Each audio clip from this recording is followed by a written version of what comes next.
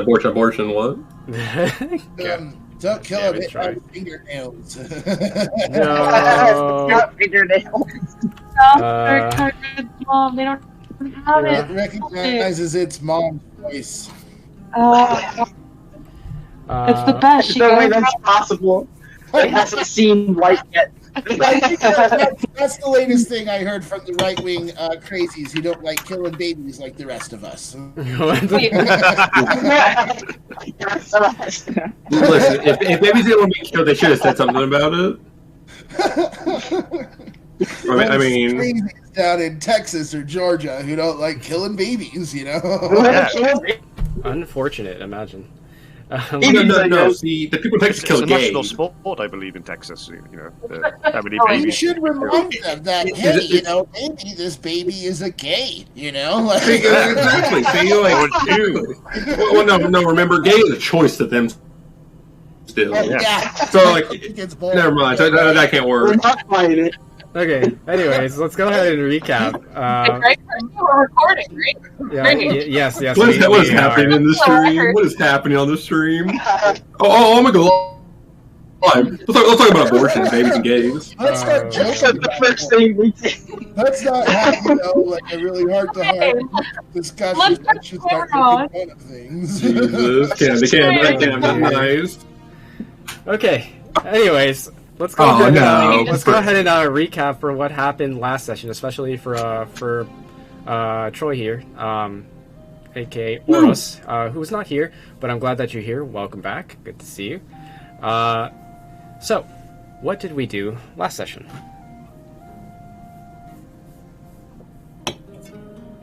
Some stuff. Some stuff. We met. We were joined. Yeah. We were in the like. Yeah, she did. That's my Yes. favorite part. Wait a second. What? Come again?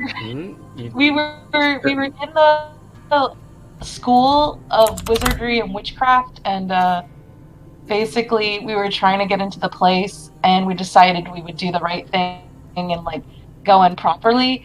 And there were like all these weird ruins on the ground or something that basically were like portals.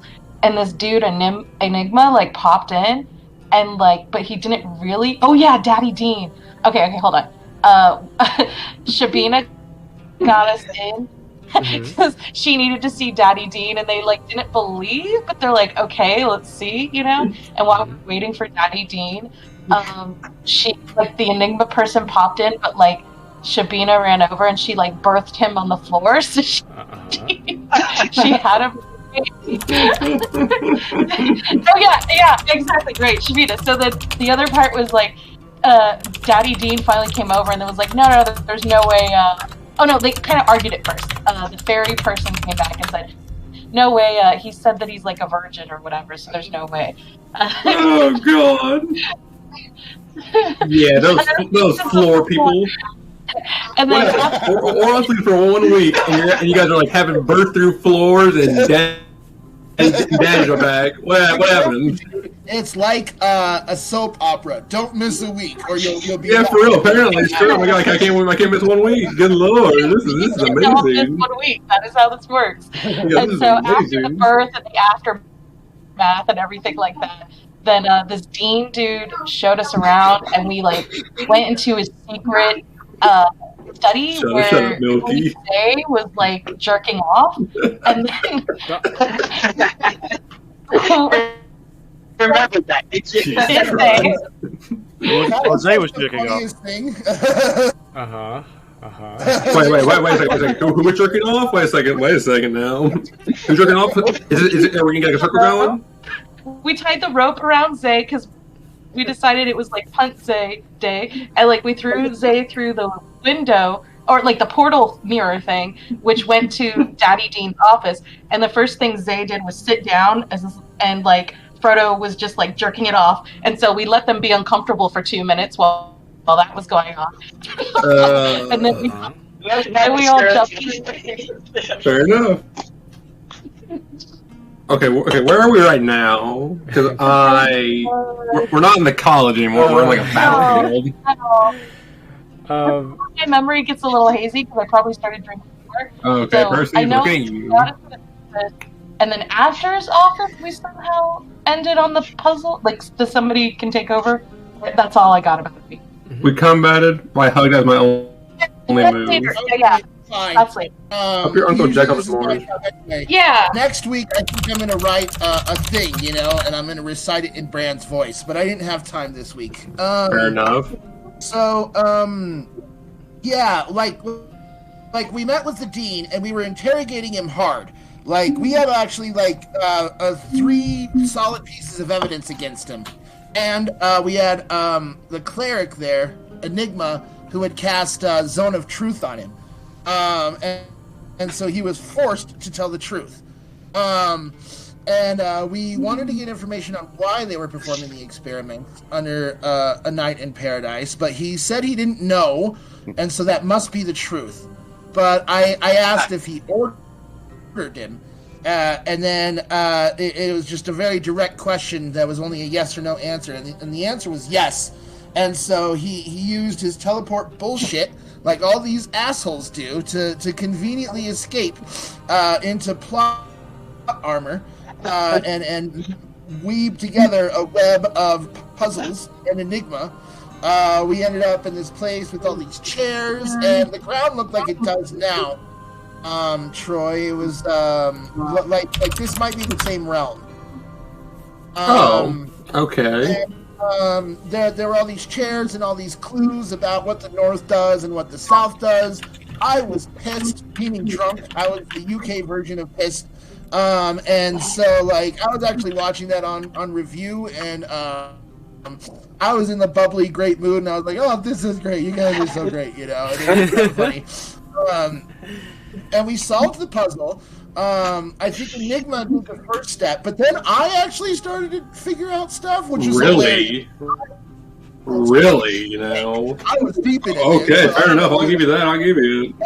That's right, but I'll give you it, no matter what. So we solved the puzzle, and then we went to another, like, platforming 2D side-scroller kind of a puzzle, where there was a clock and all these switches, and we were supposed to press the switches probably in the proper arrangement, so that we could, you know, ride on the hands of the clock and have it turn to the correct time so that we walked up to the top.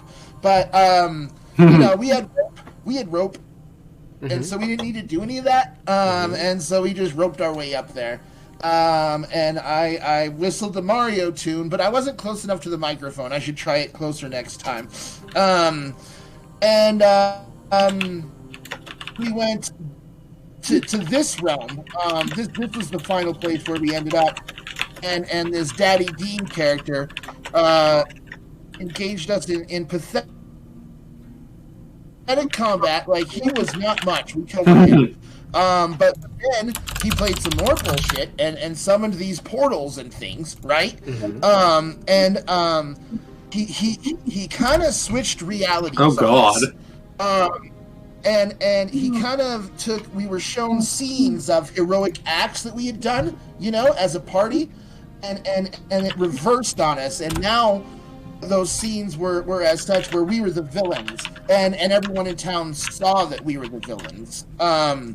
And so that's where we left it as a cliffhanger. We were given visions of us kind of being criminals and outcasts. Oops, someone's opening something. Who was that? True, yeah. And so we don't know what that means now. I mean, we're not even in our realm back again, so I don't know what we're gonna do. Yeah. Okay. Well, one thing. Does this eye-looking circle fucker? Oh, you're talking about in the center? Yeah, that thing right there. Looks like the thing from what was it? Imposter Astoria. Does anyone remember that? No. Like, kind of. Yeah. Like, you know what I mean? And the answer to that question is yes. Yeah. See, he knows what I mean. Yep. Yeah, well, I mean, I wrote Imposters at Astoria. Well, yeah, no, that's why I said, don't you start, fishy. Don't you start, you fish. But, don't you get me started. Over there. Started here. Oh, but also really good recap. I do not have a recap written for this Slacking. week. Yeah, slacking. But you know what? I'm just gonna improv this shit. However, before I continue with that though, Brand, if I remember correctly, you still have inspiration, and as for Shabina and Elvira, your explanations. EJ. EJ. Apologies. So for the two of you, you technically weren't wrong, and also your explanations were just freaking hilarious because like it was cursed, but it wasn't wrong, and I thought it was funny as hell. So you both get inspiration if you do not already have it. That's my first ever. I already have inspiration. Double inspiration. That's funny. I should spend it. So how do you spend it? So on your, you're like, I choose to be awesome. Yeah. So let me. Inspiration is like a +2, isn't it? No. It is a reroll for any roll, and you can declare it after the roll is made. So for example, if you roll a nat 1 for any nat 1, and you want to re-roll it, you can use your inspiration to re-roll it, and that is how that works. As for how to tick that off onto your character sheet, you would have to. What's up? Just a bit of advice from me personally. Ones make better stories than other rolls. I wouldn't use your inspiration on a 1. I would use it on a 5. You know, ones are fun. So don't erase those. I have a question. Are you only allowing it for rolls, or can we use the inspiration as a bonus action or movement? It doesn't like count. an addition. It's a free action to declare a action as a inspiration. Yeah, and you can declare it at any time. I would recommend declaring it after the roll is made. Because if you declare it before, like you technically can declare it before, but if you like roll a nat 20, then you can't roll any higher than that. So then you kind of waste your inspiration. Yeah. Alright, I'll save it for rolls. Okay, wait. Anyway. Okay, I have a question then, because I just thought about it just sitting here. Sure. So like movement and action, correct? Like it's movement and attack, right? Yeah. Okay, so if I move, like bonus action. Like if I wanted to move and like jump up something, and didn't want to attack. But I did show my acrobatics, and then I attacked. Could I re-roll the acrobatics roll after I rolled the attack roll? Well, it would have to be like in a certain order, right? Because things have to happen in a certain order. Like for example, to attack them, you have to be in a certain range, which would require movement, right? So then the movement then requires an acrobatics check or whatever it may be in order to get over an obstacle, if there is one. You'd have to make those rolls in a certain order. So it depends on what occurs in the timeline of events, and then you'll have to pick and choose when you want to use that inspiration, if you want to use it at all. Some people sit on it for whole entire campaigns. It's Jesus. Reactile dysfunction. Jesus. I hate when that happens. And sometimes if you're going to sit on your inspiration... sometimes that fucking got me. Reactile dysfunction.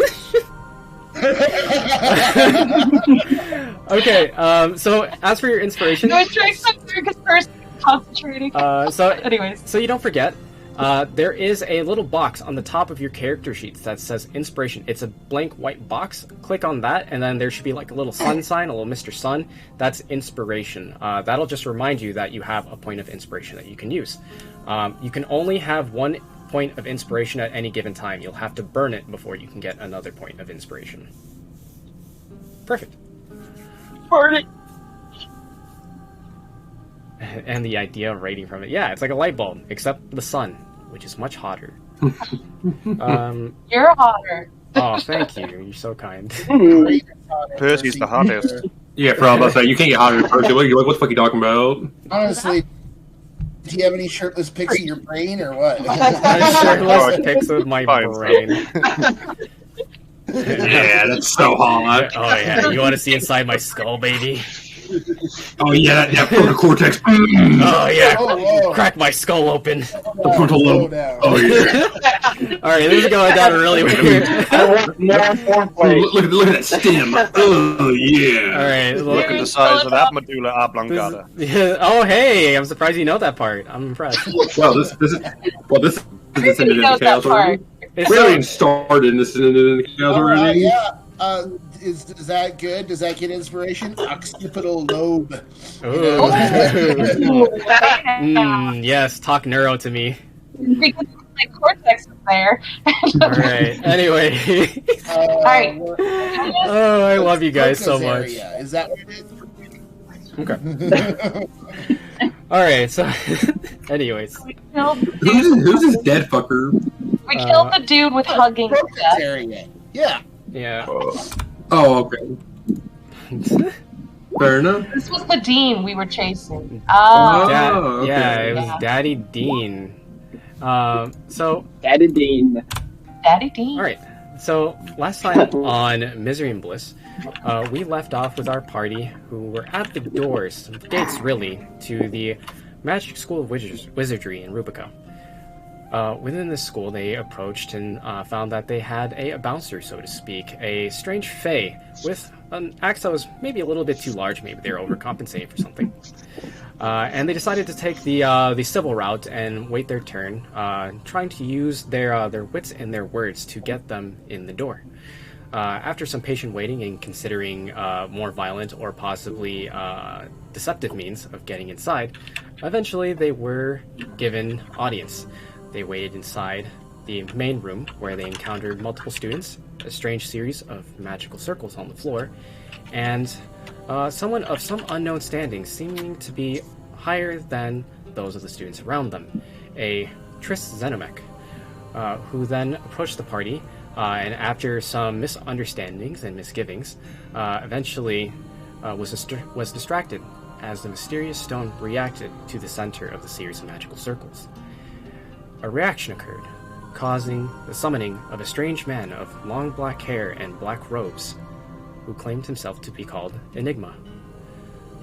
Unsure and uncertain of his surroundings around him, he decided to tag along with the party, unsure of where to go next, unsure of what to do, but was adopted, so to speak, by the dear detectives. At this time, Triss Zenomech took great interest and put an arcane tracking device of sorts on the top one of his wrists, and then disappeared through a dimensional door. After this, a James Goodwin, the Dean of the Magic School of Wizardry, came down and met the party, discussing with them what their business was, and quickly realizing that it had nothing to do with him being a father as a virgin to Shabina. He allowed the party to join him in his Miracles office. happen, you know. Exactly. He signed my birth certificate. Well, it's okay now because he's dead. And so he invited the party through a Borders kid. Nice. Oh yeah, so I guess you are the daughter of James Goodwin. Yeah. Yeah. And so he invited the party into an office. If we office. forge it, that means, hold on, we can get the school then. If we use the forgery, the school's ours. He's the daughter. If he's dead, the shit. Oh god, what's happening? Well, she's liking this. Exactly. Oh, no. And she gets the money. All right, we'll discuss. She gets his life insurance. To write up something about that, but yeah. Oh dear. Oh my god. It's happening, Percy. With I know. I'm very well aware that this is happening. But he invites you all into his office through a dimensional gate, a teleportation device of some sort, via windows. As you all arrive into his office and do a little bit of snooping, you realize that you're connecting the dots and connecting the evidence that tracks and leads to him being correlated to the Bliss operation. As you apprehend him and interrogate him, he then entraps you all in a strange interdimensional space of his creation, a magical space of lack of rhyme and reason, forcing the party to go through a series of puzzles to break through the barrier, so to speak, to reach him.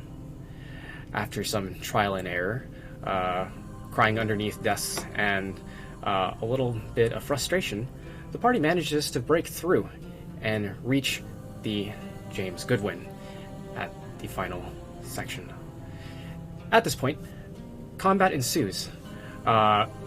He's very quickly apprehended, restrained, hands broken, and humiliated. He is then slain by the party. However, it is to the party's surprise that this was all an elaborate scheme, a moment to delay the party, as he had then cast a spell across all of Rubica to broadcast a forged truth to the entire city, as they all now see you as not heroes, but as villains.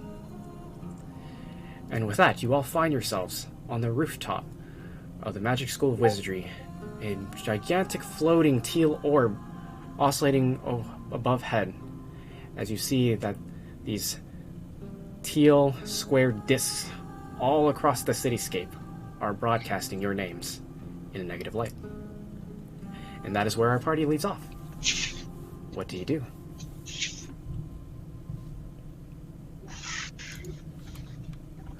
Alright, fair. I think it's time to investigate. Agreed. Ooh. I'm just playing this Okay, this did you flash say out we're here. on the top where the orb is? Sorry. Correct. So you guys are on the roof of the school right now. So you see that orb that is placed atop? You guys are just beneath that, on the rooftop. And yes, love the splash art. So those flying machines, those are airships. You do not have access to those. Those are 2 out of the 3 airships that exist in the southern spine.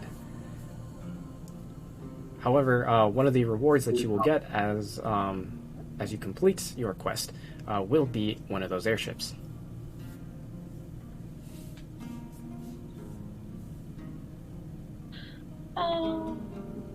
Wait, sorry. Something about we were on the quest for the airships, right? Sorry. Well, I mean, who has some rope and a grappling hook? We'll figure it out. Group suicided it. How high up are those airships flying, bro? Well, your quest is to investigate the Bliss the Bless operation that is occurring in Rubica. Well, I mean, it might be up there. It might be there on an airship. They might be like one of like those rich bachelors who like fly private jets. You never know. That is a good The idea. world's biggest We film. gotta get on the airship and just make sure. We gotta make sure. We gotta check every corner of the world. I mean, we're wanted, so flight might be the best option right now. So we might want to get Not on. wrong. You're not wrong, actually. What about that one chick with the broom and her remnant ropes? What about that one? The remnant ropes. Oh, one of the students from the magic school. She wandered off. You have no idea where she went. She just went across the bridge. She must be a first year because she was claiming that she was going back to her room, her dorm. Fair enough. You right. So the dean escaped through a portal, right? No, No, we killed the him. deed is dead as hell. You guys have murdered him. He's dead as hell. Yeah. Right. So is it like the English royal family in the sense that when you kill the dean, we become the dean? No, there's a lineage of deans that are prepared in the case that someone were to die in the magic school of wizardry. That is outstanding. Yeah. I am the dean. No. Yeah, she is next of kin. Yeah, exactly. She's first up. That would be correct. Graham's own It would be the next of kin. That is indeed correct. Let's take her. Would you like to Totally. would you like to approach someone about becoming the dean of the Magic School of Wizardry? Oh God! Yeah, we're gonna get arrested. Okay. Some monies. Okay. So as you're on the roof, you note that there is an access hatch back inside. This is going to be one of the upper floors of the Magic School Wizardry. I do not have a map created for this, so it will be Theater of the Mind. I just swallowed my gum. My theater's broken, so you're gonna have to explain it real Give me a quick. second. I'm turning my got gum. you. No worries.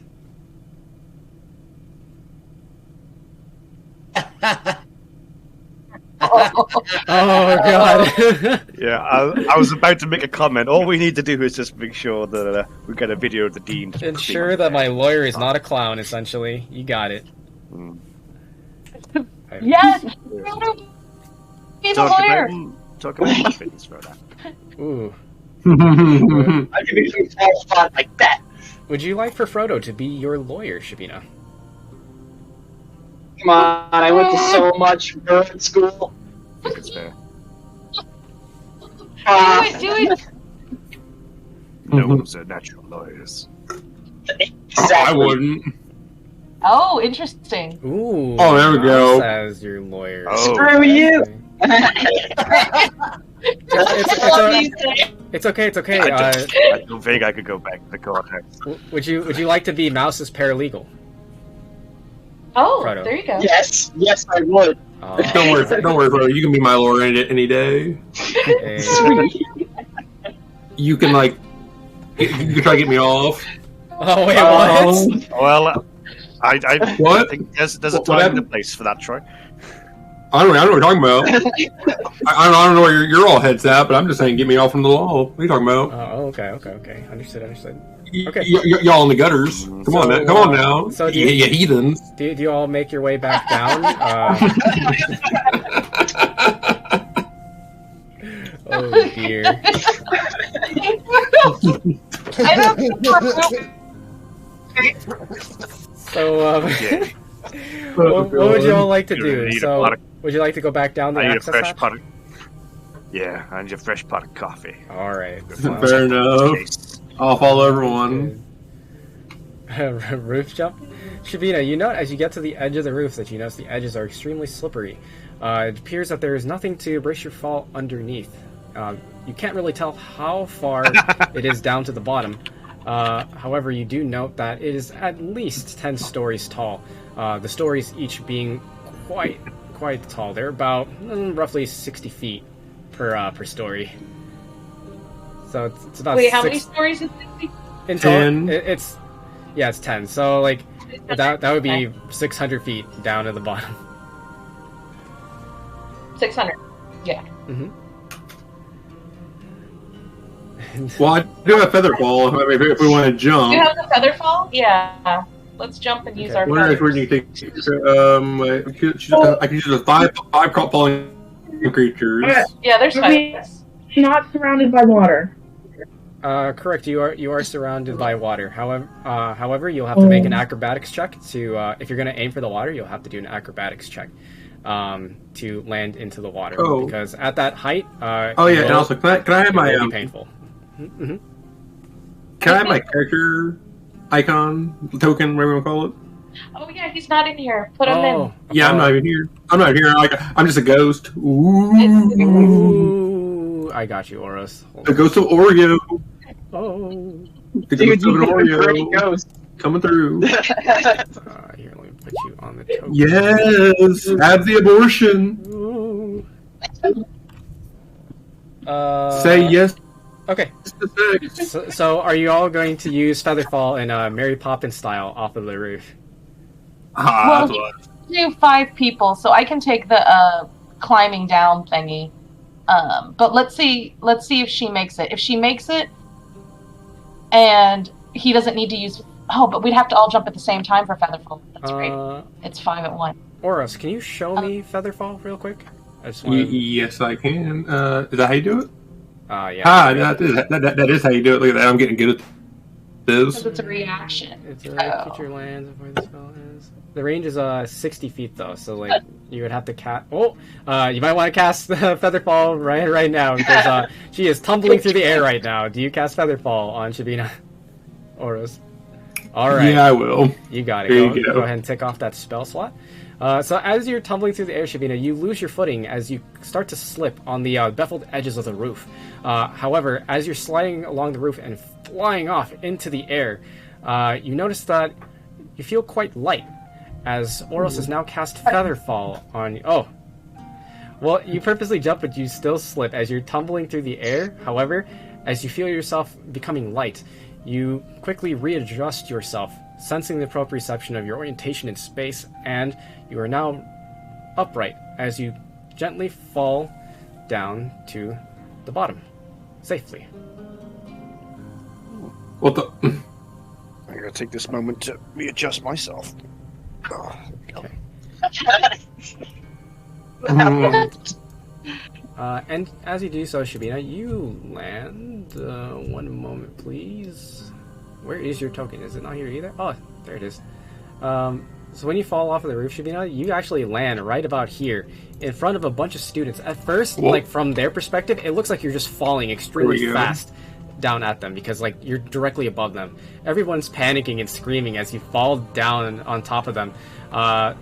Some of them are like reaching their arms up, almost kind of like comically, like a 60s cartoon. They're side jumping from side to side, trying to figure out where exactly you're landing. They want to try and catch you, and then they realize that you're softly falling, and you actually just step on top of one of their faces, using them to cushion your fall, as you are now down at the bottom, nearby the bridge, connecting the mainland to the Magic School Wizardry.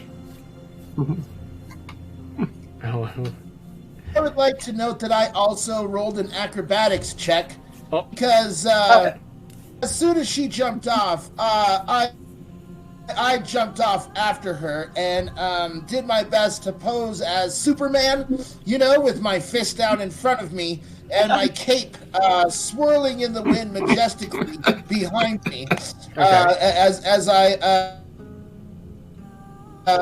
topple to the hopefully water, and hopefully try and what do I feel like? Do I feel like rescuing Shabina or punching her in the face? We'll decide when we get there. We'll cross that bridge when we get there. Again. Base rape. Shabina, as you're claiming this aloud, to all of the students around you and the professors who are all completely confused as to what's happening, they see that there is a man in full plate mailed brass falling down from the sky in a belly flop fashion before gently falling to the ground, doing a couple of somersaults, some backflips. He's making a show of it as he's landing on the ground before landing ass first down onto some students. As they all crumple down onto the floor, he sits atop of them like a throne. And as usual, my hands are on my hips and my chin is high up in the air, proud and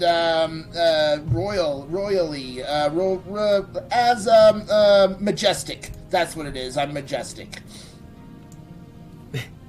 At this point, the students and the professors alike are all completely confused as to what on earth is happening as people are falling from the sky. Does anyone else fall from or jump off the roof at this time? Featherfall is still active.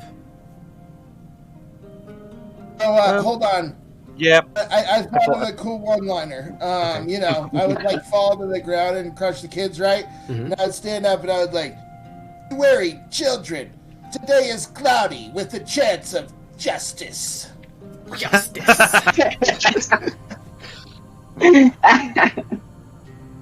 I love it. Well, looks like I'm blasting off again.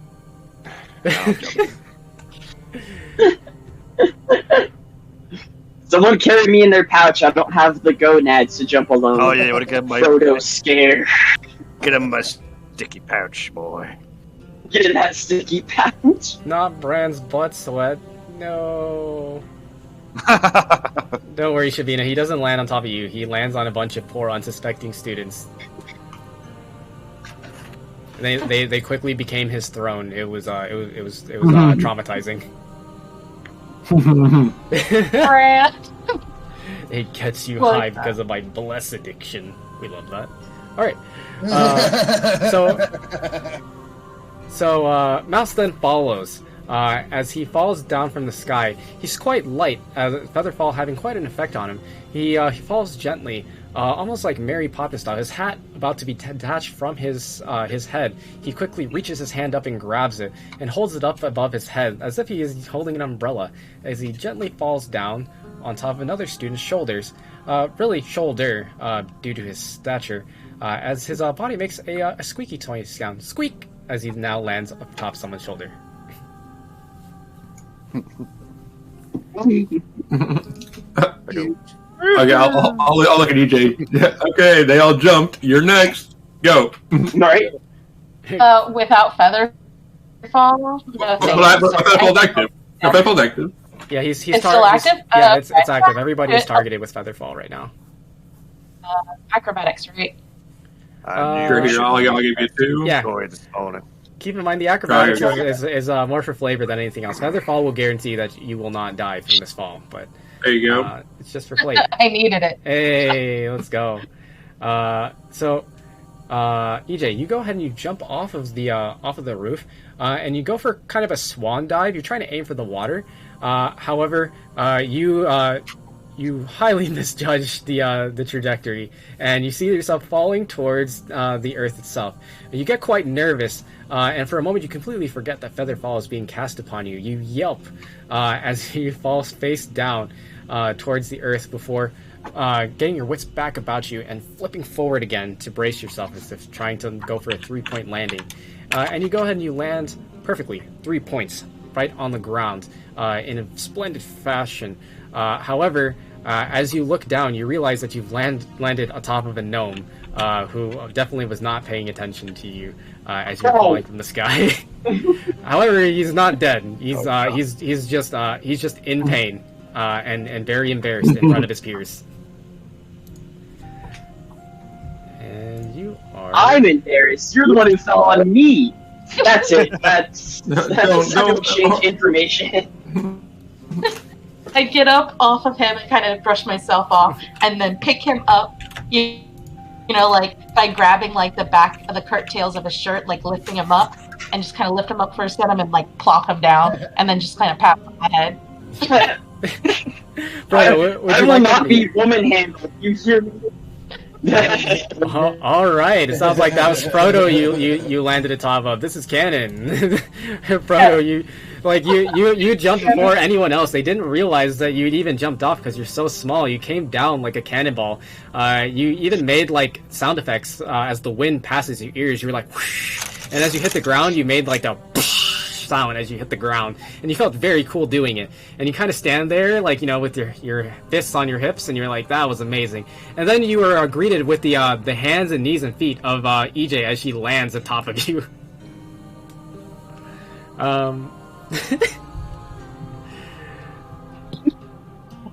And Mouse is also here as he landed like a squeaky toy atop.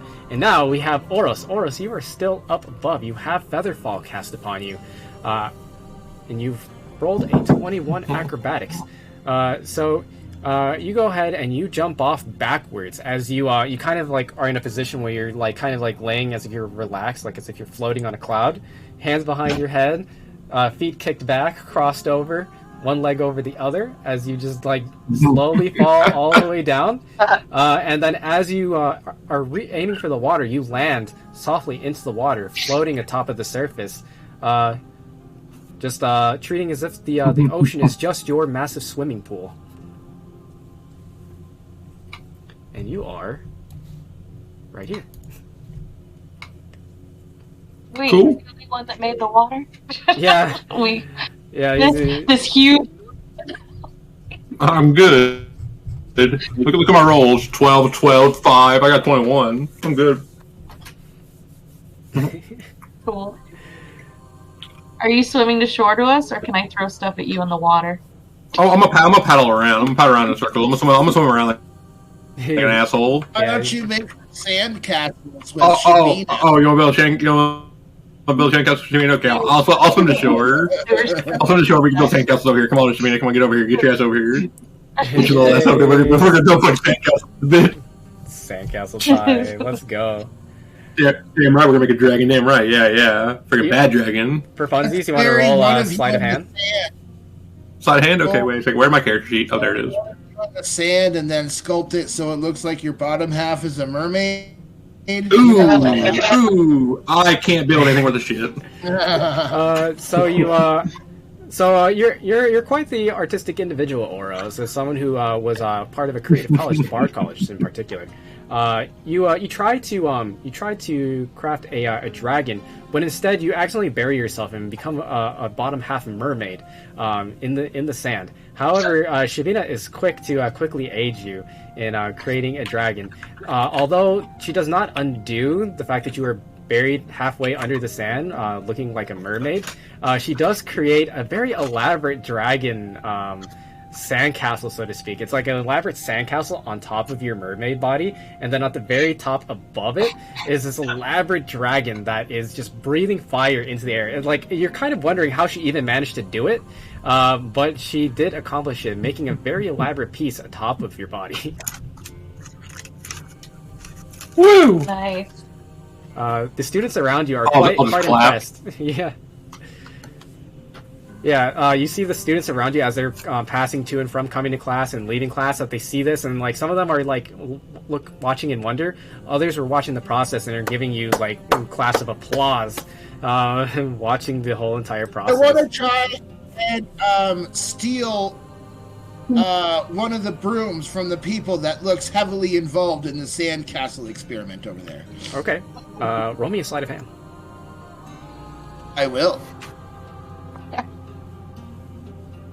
Do it then. Well, I've done it. Say. Not great. Oh. Ooh. So, as you try to steal someone's broom, they notice quite quickly. Although they're being distracted by the sandcastle crafting, they notice like a slight tug against their broom as they hold it in their hands, and they turn around, they look at you, Bran, and then they like vice grip their broom and try to pull it back, and they're just like, "What are you doing?" Knock him out, Bran. Kill him. This vehicle in the name of justice. You have no right, sir. This is mine. I paid good money for it.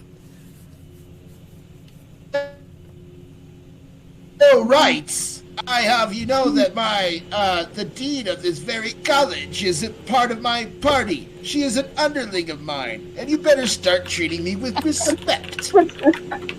Dean, the dean is James Goodwin. Not. No, James Goodwin is dead. Oh no! And his daughter, Shabina Tempest Goodwin, she is your new boss, and she demands your broom. James Goodwin is dead. That is a strong allegation, sir. And she only fights. Hello, Shabino, what's it?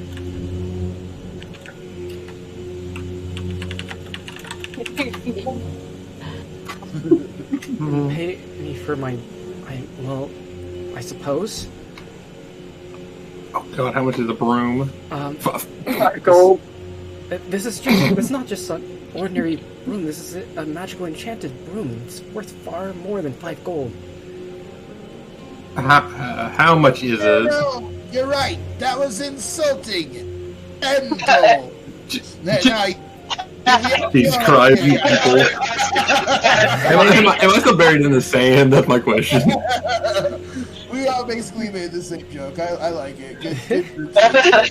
Good job, everyone. Good job. Good job. Claps all around. I'm sorry, but I paid 500 gold for this broom. That might be worth it. 500 gold. That's fascinating. Is that worth your freedom? I agree.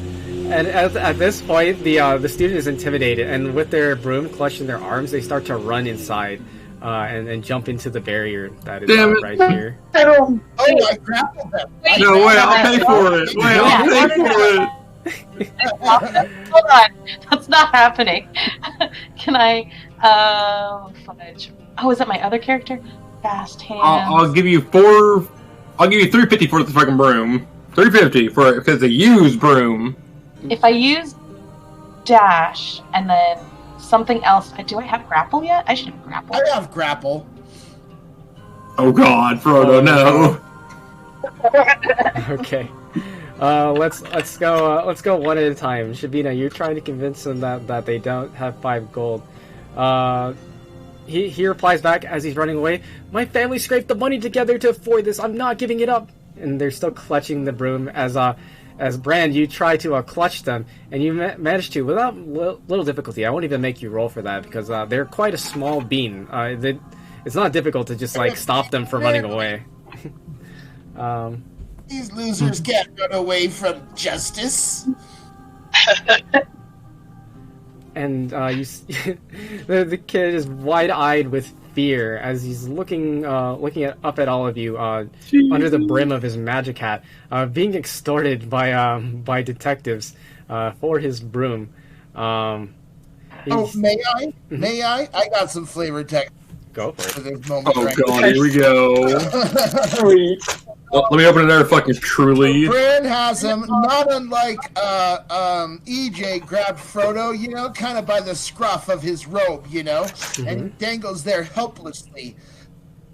And his eyes are wide, and sweat drops from his brow as his lip quivers. And I bring him close to my stone-cold face, and I say, here's the deal, nerdlinger. 350 gold, my generous friend Oros gave you for your broom. Fuck, understood. You know what? I'll be nice. 500 gold. I'll pay full price for your broom. Shut the fuck up, Fine. EJ puts her hand so fast on Horus's mouth, he doesn't even utter Well, them. you can't. I'm still in the sand. I'm still hidden in the sand somewhere up to my chest like a mermaid. Under the sea. Yes, I dropped Under the sea. bomb while I was delivering justice. Unprofessional. Come on here. Under the sea. Okay, roll me an intimidation check. Oh, Jesus. How about you have like a +3 to that or some stupid shit? Come on. Check. You know what? Bardic inspiration for it. Fuck it. Hey, Okay, let's go. That is hilarious. Roll me the D4 still. Roll me the D4. All right. Here you go. What did you do while I was gone? What happened? What? Come on. It's okay. Come on. If I'm not mistaken, it's 6. I even picture you like a bardic inspiration. Come on now, Brand. D6. Justice. Yeah, it's a D6 because of your level currently. It doesn't matter. This still suck. So Jesus Christ. Are you kidding me? So the kid is now in tears, his lip quivering, and like as you're trying to intimidate him, he just starts to scream at the top of his lungs. He's like, "Help! Somebody! Anybody!" He's making a scene now. All the students are like looking at all of you now as he's screaming at the top of his lungs. You have him in your clutches, Bran, and everyone's like, looking at you. Some of the professors are getting involved. They're starting to approach you from all angles. They're like, what is this? What is the meaning of this? Frodo shouts. This is called commerce. We are in the middle of negotiations. Things have taken a turn to the left. If you wouldn't mind turning your own... No, Brad, you're giving them way too much attention. Just turn and say, fuck off. I wouldn't mind going ahead and while I'm holding the loser up, the nerdlinger up in one hand, I would flash my badge with my other hand, Okay.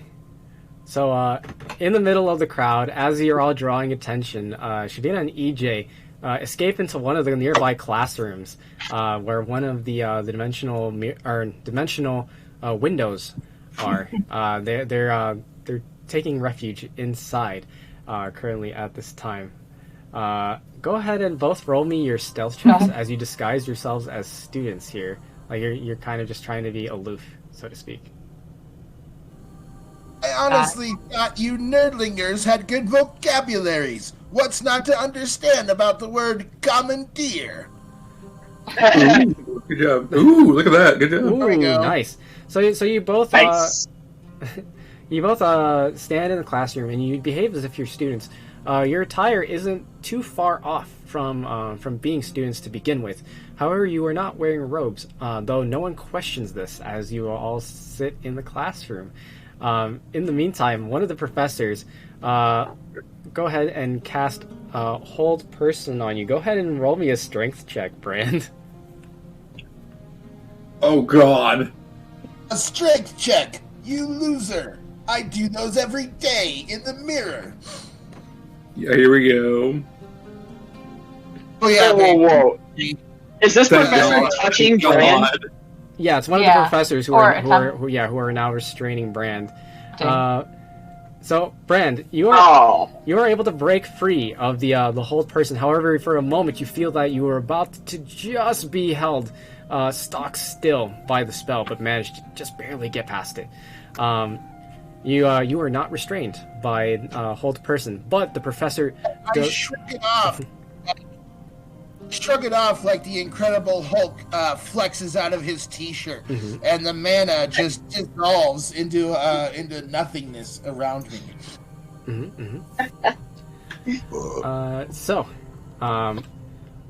You'll notice that now that you have broken free, as you look around to see who is casted, you notice that there's someone standing in the threshold of the academy who is now looking at you, Bran, and she is just glaring dagger. She appears to be some form of a Ganassi, a fire Ganassi possibly, and she scowls at you and she says, "I don't care who you are or if you're with the law.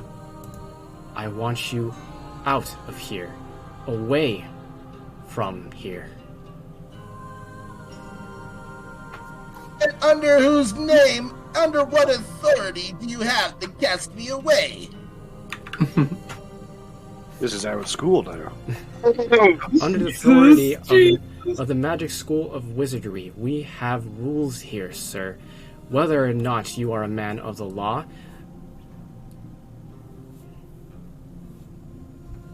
Yep, Shavina, you can indeed hear them. Do you have sovereignty? Like, what are the... Do they have sovereignty? I want some fine print. Where's the damn fine print? That's actually a good question, actually. Like, do they have some kind of, like, weird thing? Yeah. So, Can I, like, Alan Sugar my way out of the situation to say, you're fired? Yeah. You're fired. So now's all over again. Now's a good time to explain the standing that magical schools have in Initia. So, for most regions, magical schools have their own representation as a governing body. So there's usually the political sort, which would be, for example, Rinslow is one body. The other body is the guilds, who provide the militant force for the majority of most regions. And then there are the magical schools, who then also provide as a third governing body. So there's 3 governing bodies.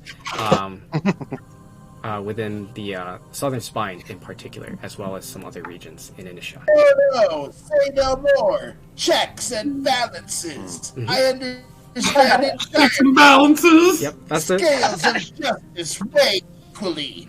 I understand, and so we must come to an understanding to let the scales balance. I demand an audience with you rather than eviction.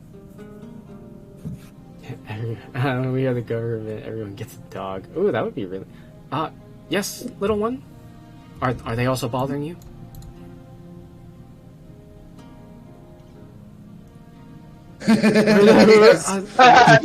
Your kidnapper? It's called Stockholm Syndrome, and it means Florida better than anything else. Another day in Florida. You know what? I'm gonna walk up to the kid that Brand's holding on to, and I'm gonna say $4.50 for the fucking broom. Oh my god. The kid. I'm gonna do. The kid doesn't want any involvement in this anymore, and he's like, please, let's just do the trade and leave me alone, please. He's holding the broom out, and he has another hand out, and he's like trembling. Okay, cool. I'll drop $4.50. All right, $4.50 and take the broom. You drop the pouch of gold in his hand, and he's quite weak. It just like, boom, like his hand just drops to the ground from the weight of the gold, and he's like, ow! And he like manages to like lift it up just barely with both hands. He clutches it to his chest, and he just runs away across the bridge. Oh my God! This nerd doesn't even know how to accept payment for his stupid broom. Broom. I got a broom. Yes, you have bought your broom. If you'd have kept quiet, we would have gotten it for much cheaper. But no worry. We're talking to this other nerdlinger. And you see that do not steal the money back. Yeah, and so you see this woman, she kind of like rolls her eyes. She's like, detectives. Anyways, my name is Professor Zilna. I am one of the active members of the board for this magic school. And now, anyways. Not anymore. So you were trying to explain to me, this little girl is the what now? She is the heir to Dr. Goodwin, the professor, the dean. She is going to sit at your board. She will have equal say. Yeah. So I raise up my hand as I come forward. It's like,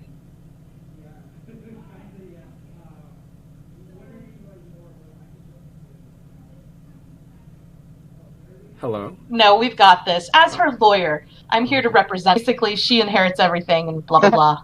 And yeah, you are probably. Shabina, do you want to keep this faculty member on staff? I know you had some grievances with this particular member. At this point, I like to just kind of lower my hat, hold it to my chest, and say, "Yeah, we do regret to inform you that Dean Goodwin, he basically passed away. He came down with a severe case of." She appears to be nervous and apprehensive about all this. Shabina, as you give her the bad news that Goodwin is dead, she has a hard time believing you. As you all collectively tell Professor Zilna that the dear Dean is dead, she has a hard time believing it. However, at this moment, as you're all explaining this to her, she's trying to absorb what everybody's saying right now. She notes that there is a student, or actually really a series of students that are now running up to her. Some of them in tears, others who are just traumatized and distraught. They say, Professor, something has happened. James Goodwin, he's on the roof. He's not breathing. I overreacted. I hope that doesn't fall through. It's okay. And she looks behind herself. She hears this, and she connects two together, and realizes that there might be some truth to this. Okay. Do you want me to disregard that, Fredo, or? I see his. Sorry, go ahead. Yeah, he didn't hit the button. He was just looking at it. Okay. I got you. She puts now two. I get it. Yeah. So she puts two and two together and realizes this, that he may actually indeed be dead, and looks over to you, and she takes a long sigh. Okay, let's say that Goodwin is dead. Do you have any proof? Yeah, as we were saying. Sorry, go ahead. Oh, perfectly. And then I have Bran pass me the forgery papers, and I quickly. I won't say anything more, but I have been brandishing them this whole time and holding them up to her face. The birth certificate. Shabina signed by G, and we totally had his signature, and so we could transpose that pretty easily, I feel. Mm-hmm. Okay. So Yep. So I take this whole paper. So you all go ahead and show her the birth certificate, the proof, and she looks at it carefully, and she raises her eyebrow and says, "Well, by our rules, this would mean that you are technically the dean of the Magic School of Wizardry. However, this will only be temporary. We will need to have the entire board agree unanimously after a thorough investigation of what became of Goodwin. Yep. With that being said, during this with that being said, I was going to say, sorry, there's like probably.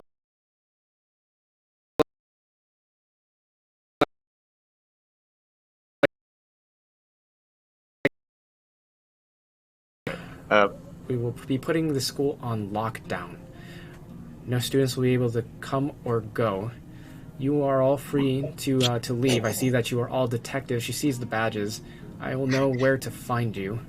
However, as for your standing here at this school, Miss Shabina, you are, unfortunately, the dean, as it stands. Do not get too comfortable. Well, as first point, I turn to Shabina at this point. I say, right, okay.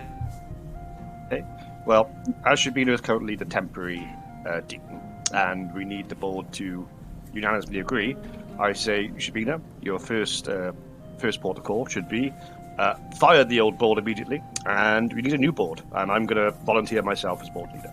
Indeed. That's board leader. Like Frodo and Brand and EJ.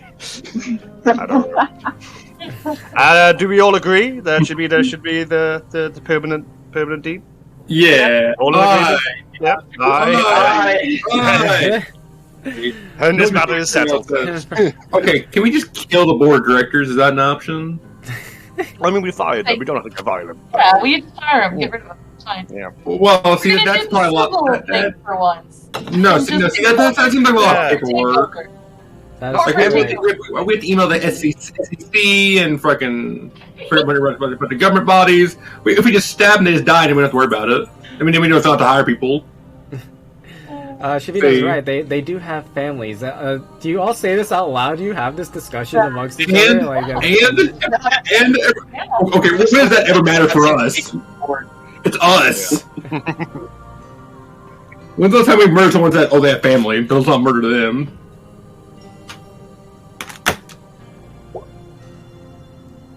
Jesus, I'm gonna start stabbing people. Jesus. I lined up. Yeah. Well, Miss Dean Goodwin, I regret to inform you that as temp, you do not have authority to fire any of the staff at this time. As for audience, the audience will be made after the investigation is complete.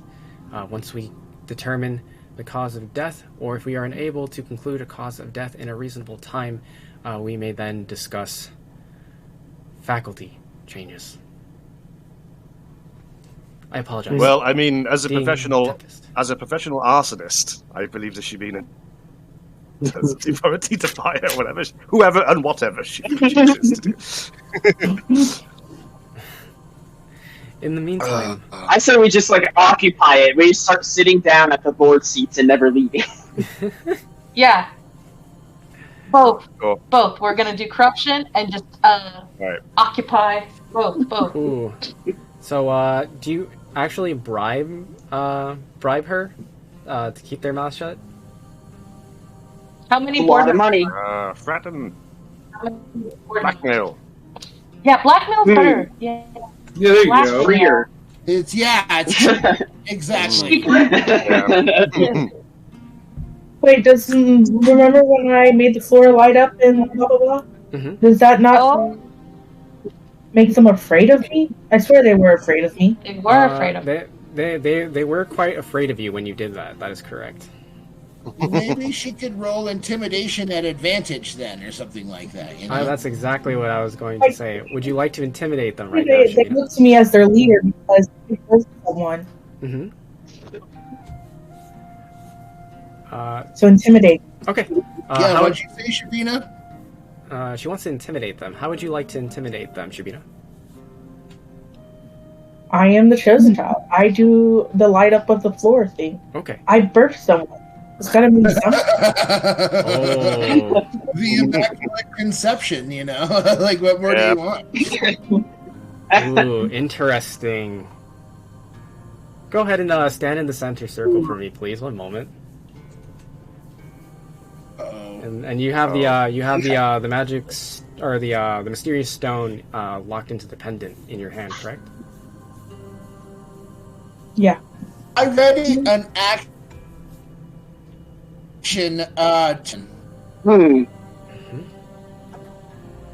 Okay.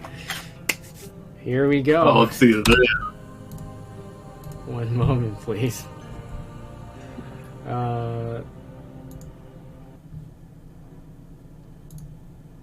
So, Shavina, as you hold the mysterious stone in the the center, the stone kind of just veers around like in your hand. You're holding it by its chain, and it kind of spins around in circles before, chink, it locks straight down as if it's trying to pull itself down into the floor. You resist against this. Roll me intimidation as you do so at advantage. Intimidation at advantage.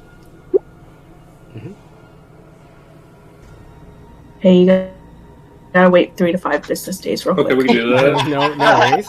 I am a I patient have man. sent the roll in the mail. It will arrive. Ooh. Oh dear. There we go. Good. So as this happens, you notice that although you can't see them, that something is beginning to form on each of these circles. 1, 2, 3, 4, and 5. You cannot see them. They're invisible to everybody in the room, but everybody most certainly feels them. That there is a strong, commanding presence atop each of these circles. And as this happens, the floor cracks, a thunderous crack, as the floorboards fly asunder by the sheer pressure and presence of each of these creatures. And as they stand there and they linger, you can feel that there's something floating about you, Shabina. Roll me a wisdom save. Oh, fuck. Hold on. Brand, fix it. Hold on. I'm trying to whisper to you. I think I can say that. W.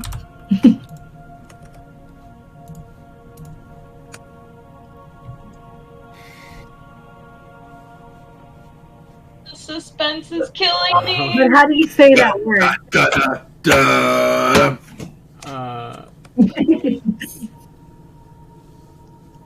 No, the other one.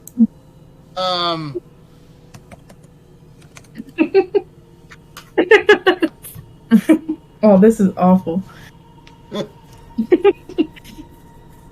I don't even know what this means. Yeah, well, just say it in a cool voice. Say it with confidence, and you don't have to know what it means. Oh, Christ. Okay. This is fucking awful. I am a servant of the secret fire, wielder of the flame of Anor. You cannot pass. The dark fire will not avail you. Flame of Udun. Yeah! Nice. All right. Roll me that wisdom save at advantage, and on top of that, give yourself a plus 10 to that.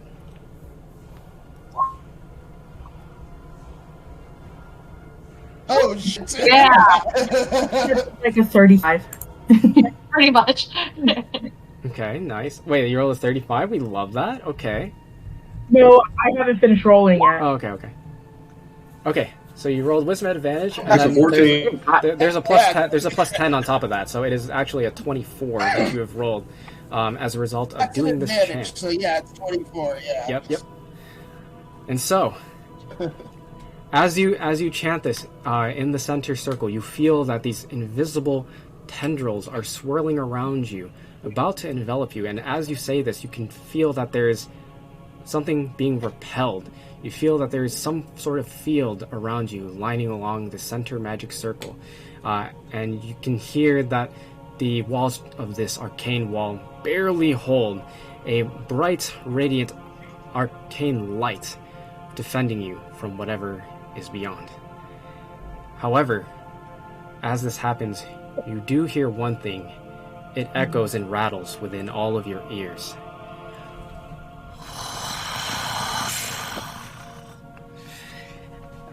So there's just like...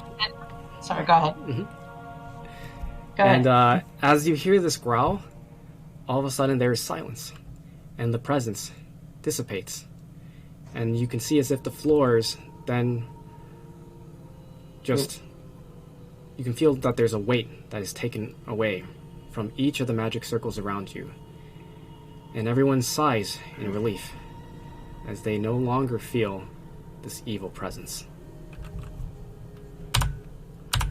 Alright. Well played, guys. Wait, we got rid of the evil? We wanted the evil. Oh, no. Don't you worry.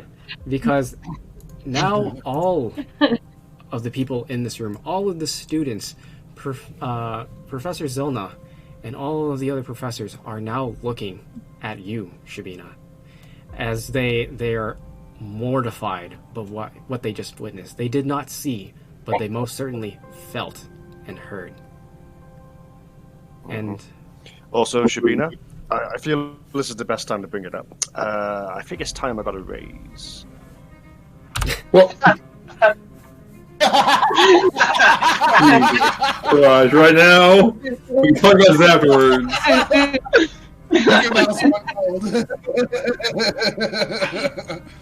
Hey, Mouse, you got a 1 gold raise, dude. Congratulations, bro. Yeah. You nerdliggers heard her. Flame of Udun and all that chat. She's the big boss. You understand now. You must.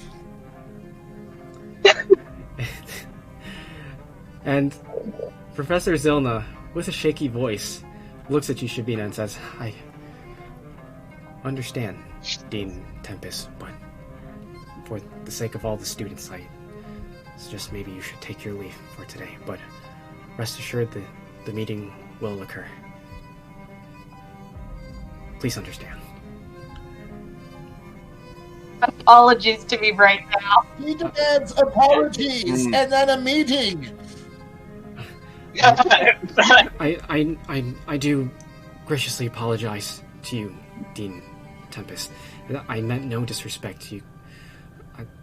I was just unsure of your standing.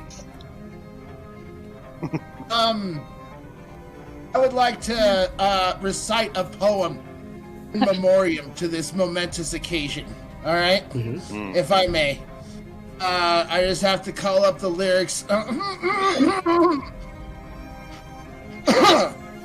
Try to be best. You're only a man, and a man's gotta learn to take it. Try to believe, though the going gets rough, but you gotta hang tough to make it. History repeats itself. Try and you'll succeed. Never doubt that you're the one, and you can have your dreams. Are the best around. Nothing's gonna ever keep you down. You're the best around. Nothing's gonna ever keep you down. You're the best around. Nothing's gonna ever keep you down. Oh my goodness.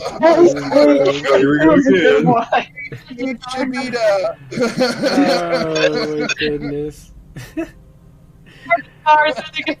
And I hold her hand up, like the end of Rocky,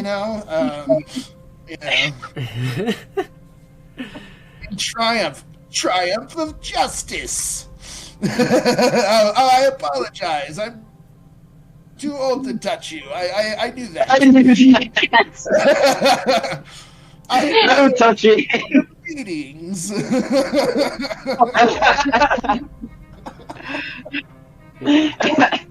So EJ and Shabina, as you get closer to these magic circles where there are gigantic divots in the ground, you can sense the presence that was once there. You know for sure that they're no longer there, but whatever you sense was malicious and enormous.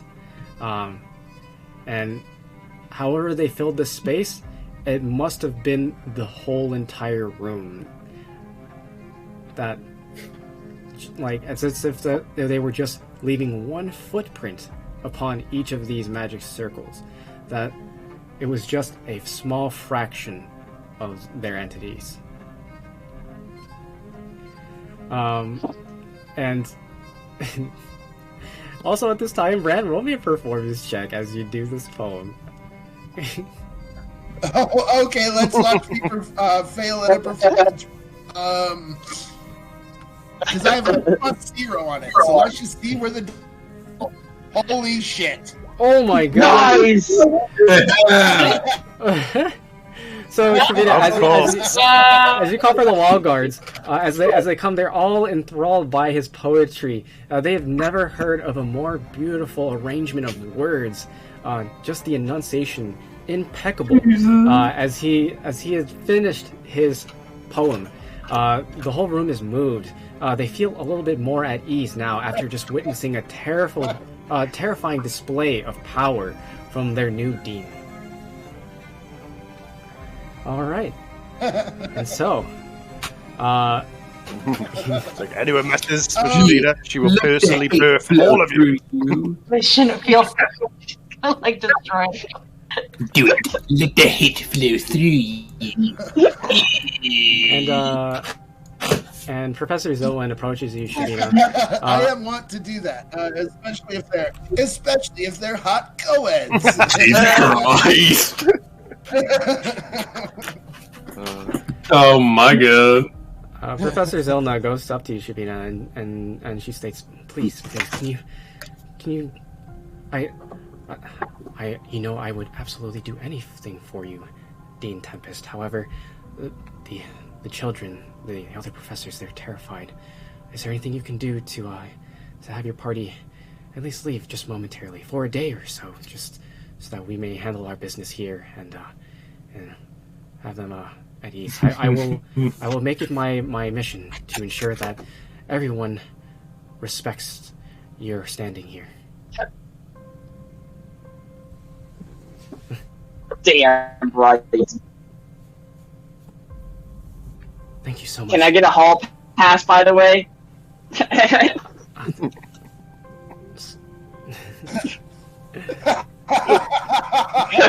That's what you want is a fucking hall pass. That's what I want. Just like the badge. Entire magical university. You're a sorcerer, and all you want is a hall pass. And as you as you say this, so she gives Shavina a deep bow, like she is like. It's pretty obvious that she's trying to hold a composure, but she is deathly afraid at this moment, and she gives a deep bow, just hoping that, and she will not be stricken upon cruelly for her words or for her actions to the new dean. Thank you, Dean Tempest. And she politely hugs you back.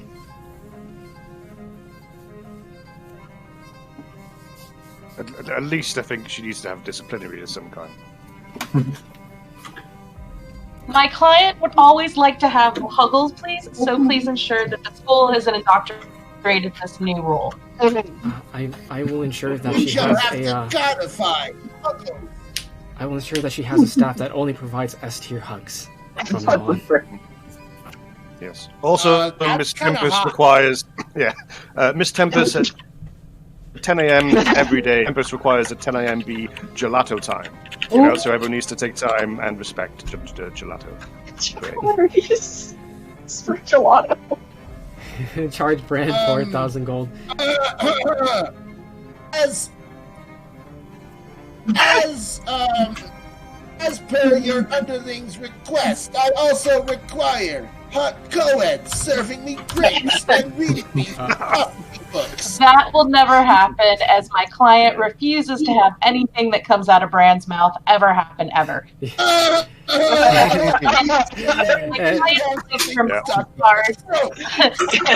client would like to remind the guards that this man is supposed to be arrested. And why is this not? I believe she has something stuck in her throat, like my fist. Right. Quick question out of character. Sure, what's the question? Christ. Obviously, like, normal schools have, like, a school bus, right? Uh-huh. So, does any chance this school have a similar kind of method of transport, and is it by any chance an issue? It probably is. Most of them use the... the school trips and whatnot. Yeah, so there are magic circles that are provided by the Magic School of Wizardry as a means of transportation. However, they need the supervision of a high or grand wizard in order to transport students. Well, where are they at? They're right here. Yeah. You got a paralegal. There you go. Frodo can do it. Fuck it. Let's love Frodo, dude. It has to be a higher grand wizard associated with the magic school, this magic school in particular, to use their magic circles.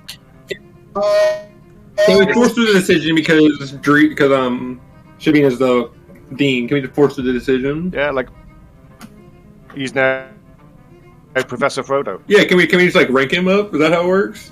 Totally. Rank him up. Everyone, I asked for him. I got come on. Yeah, Frodo does need a promotion. Group huddle in the center. Right. Come on, everyone. Seriously. All right, let's go. Let's go, Mouse. You guys got it. Gotcha. I got. Hell am I? There we go. Yeah. Here's the deal. Thank you, Chippy. I have a weird inkling about the plot of this whole situation. And we're going... ladies, come on. Let's huddle up. Come on, women. Fine, I'll walk over here. What are we all doing over here? We will bring the huddle to you. Yeah, huddle. I didn't really mean everyone else to come over. I was just come over and kind of touch that. Oh God, you moved into her. Oh God, don't do that. It's creepy. I'm going outside. Fuck this. Everyone, okay. Let's keep our cool. Priority number 1. We have to understand the Bliss situation. How will these resources help us to get the criminal scum? Yeah, Brand. Well, at least we know Frodo can now snoop around the school with his hall pass. Right. And, Yeah. like a teacher now? Oh Yeah. God! If I could think of anyone I would never want to teach me anything, it'd be Frodo. How dare you? I will teach you so good. You're teaching me magic. I'll teach you how to stand in gardens for extended period of time. It was great. Great. You mean show you how to do magic missile? Come here, I'll show you how to do magic missile. Come here. Hold on.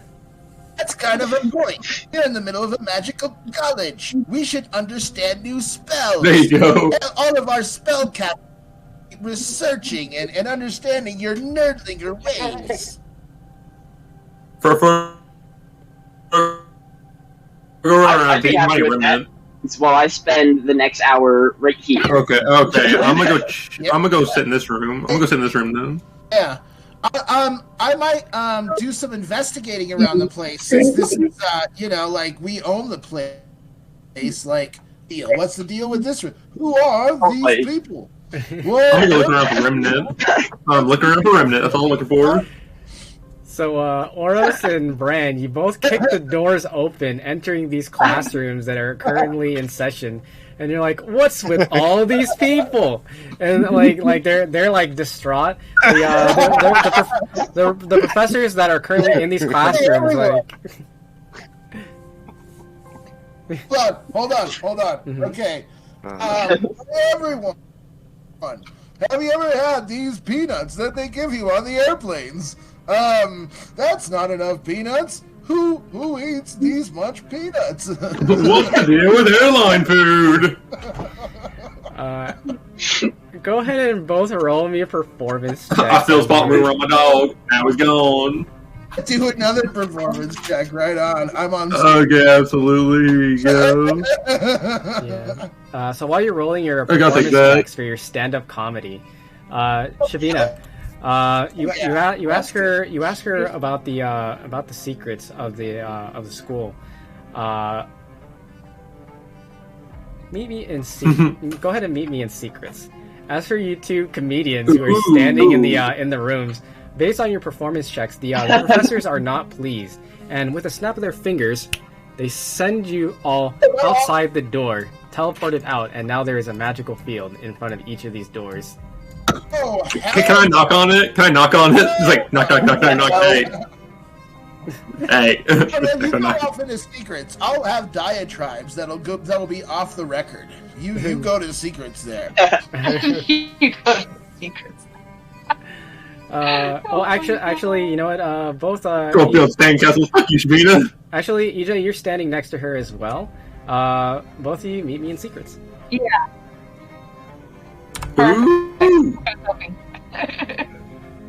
Secret. What is the deal with people in secrets? Oh no, there's... As I hopped into here, Brand is still, like, doing stand-up comedy in the hallway. I know, I heard him say, what is the deal with secrets? I'm like, oh my god. This is amazing. Anyways, so Professor Zilna, she, like, leans in towards both of you, and she whispers as Shabina asks the question about the secrets within. And she states,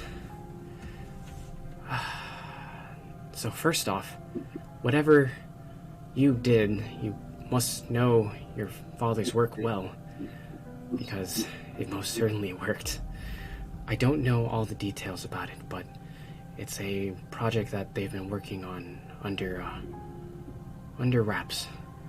I thought it was all theories, but it appears that it's not.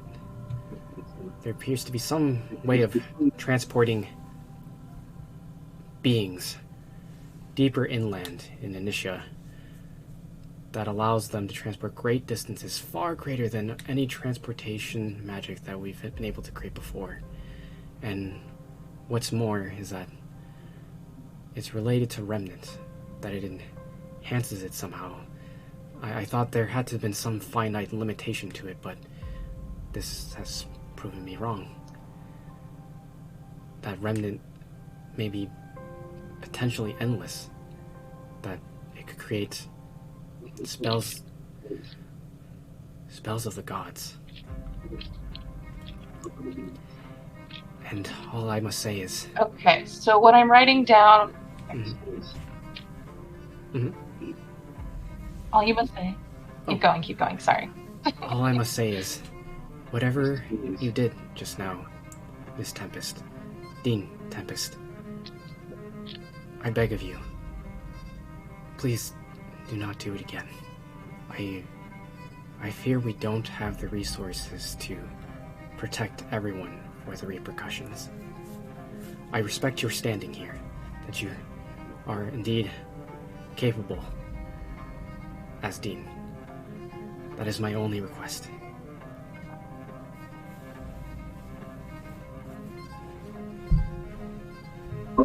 Okay. For now. Thank you. You are so kind. And she gives a deep bow again, kind of habitually, just trying to be as polite and courteous as possible. No bow. No, right. Apologies. But the other secret that you must know, right from the beginning, is that you do have access to all of the magic circles throughout Rubica as a means of transportation from this point on as Dean. The only thing, there is a special emblem that you must carry around to do so. It takes a bit of time to procure it. However, if you are in any of these areas where there is a magic circle available, any high or grand wizard that is present at that time will gladly allow you to use the transportation system. For you and your party, of course. Only me or like people? The entire party. I sadly take the other people with me? Okay. Correct. You may take. Wait, sorry, I couldn't hear. That was a yes, right? Yes. You can use the teleportation circles for the Shabina and the entire party. So long as Shabina is there to use her status as Dean, and a high or grand wizard is present, she will be able to transport everybody around Rubica in particular. However, you will need this. And she passes you over an emblem. This is only a temporary emblem. You see that it is a 9-pointed star made out of brass. Okay. Now, we have a lot of work to do. Well, not you in particular. It's really more us, as we work on investigating the matters of James Goodwin. We will be sure to notify you of his burial, his funeral process, and be sure to give you any of his belongings and any deeds that he may have planned beforehand. Okay, Brand will pay for all of it. Understood. That is quite generous of the good detective. Oh, he has no choice. Oh, well, very good then. Was there anything else I could help you all with?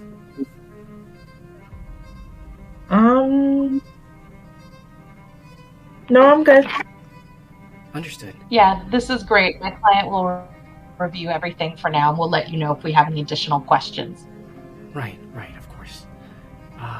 Speaking of magic circles and teleportation, would you like me to teleport you anywhere in particular? I assume you were all here on business. I'll have to get back with my party and discuss that. Also, are there any keys that we should have? You know, keys to the school or to the dean's office to be safe? Is there any? The emblem that Dean Tempest currently has will give her access to most of the school. It's a temporary one, so it's only high access, not full access. But for the most part, she may come and go as she pleases in this school. Sorry, what I meant was I thought that emblem was for the portals. I'm discussing like if there's any safes or locks or locked drawers. So this works also like a key and will open up anything. That is correct. Okay, sorry. Oh, okay. I need you to talk to that floor fairy and tell her she's fired, please. Yes, right away. Understood. And then she Thank you. She quickly makes her way over the floor. She starts knocking on the floor, and we'll go ahead and hop back into main channel. Okay. All right.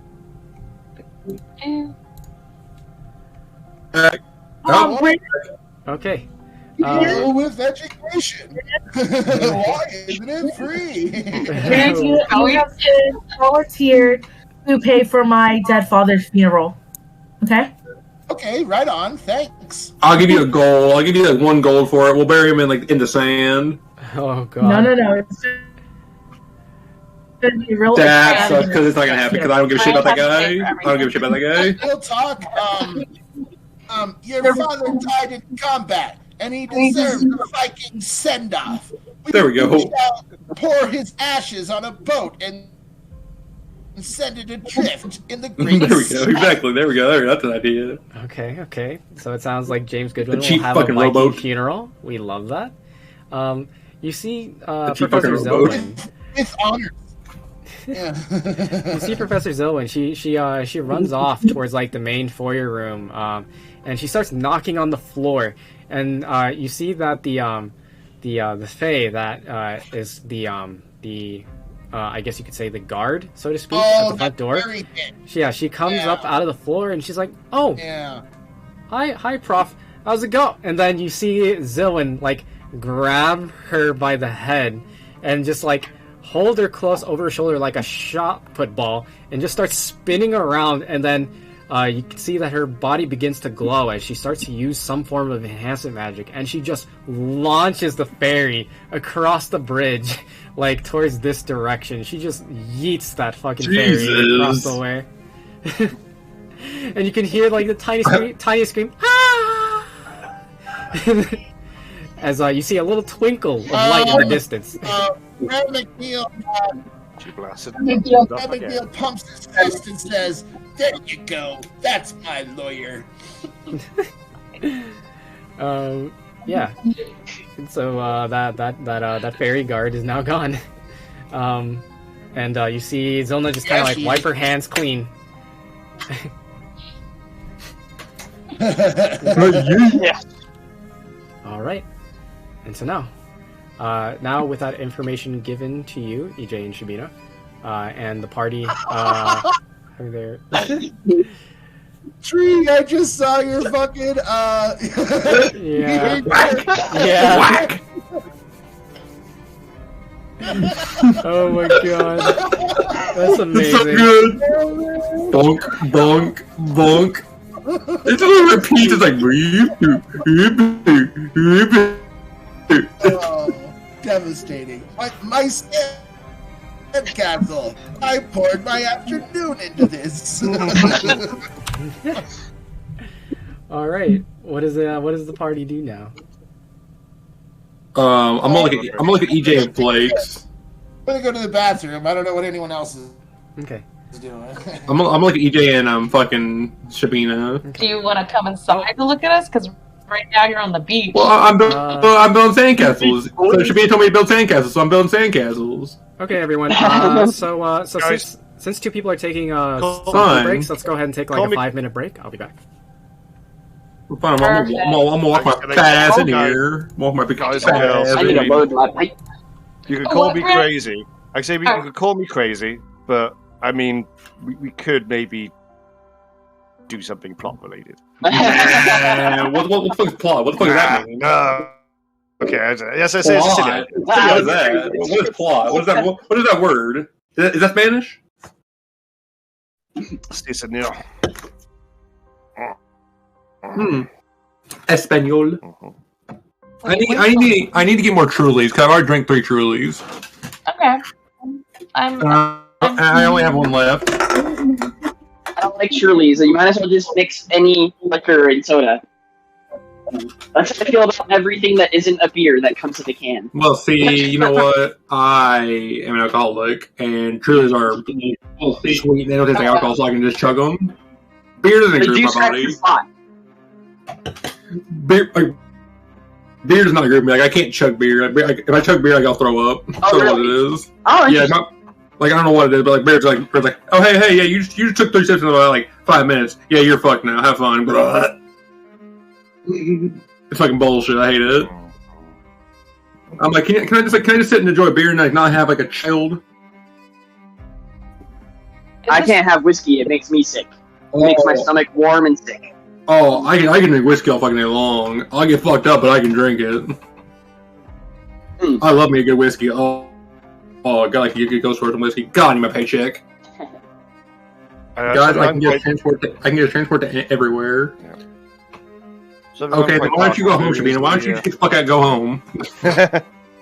I'm sorry. That's weird. I will. She's just gonna leave us. She's like, yeah, well, fuck you. Why don't you go to your own house and go stop bothering us? Oh! Yeah, wait, I was about to say that. Yeah, good idea, Shabina. I just realized. Teleporting everywhere.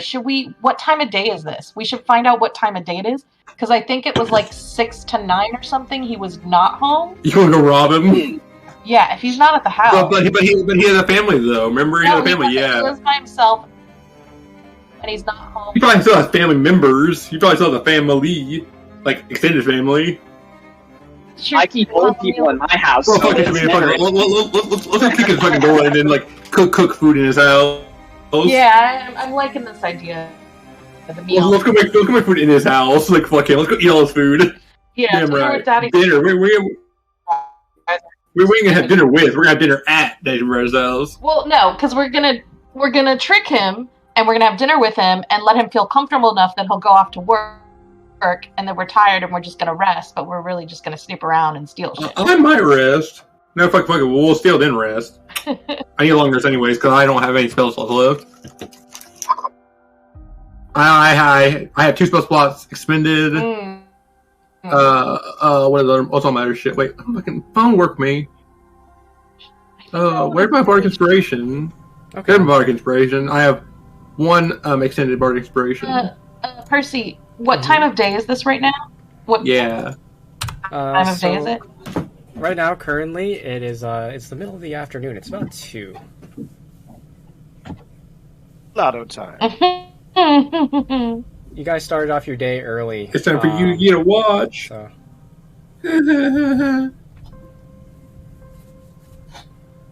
Could live. Meal with Daddy Supervisor. It's completely up to you all as the party what you want to do next. Yeah, but see, here's the problem though. How are we can get from Daddy Supervisor's house to anywhere else? Magic. Girls worry about that. Yeah, I'm gonna let you 2 worry about that. You haven't thought about it. I can tell you haven't thought about it. I got you bullshit. Well, actually, I got the broom, so I'm good. I got the broom, so I'll fly off. I'm not gonna leave you all. Anywhere you want to go, okay? I am now in control of where we go. You know what? I'll follow, but I'm gonna leave your ass there. Yeah. Or more like you. If anybody's gonna be left, it's gonna be you.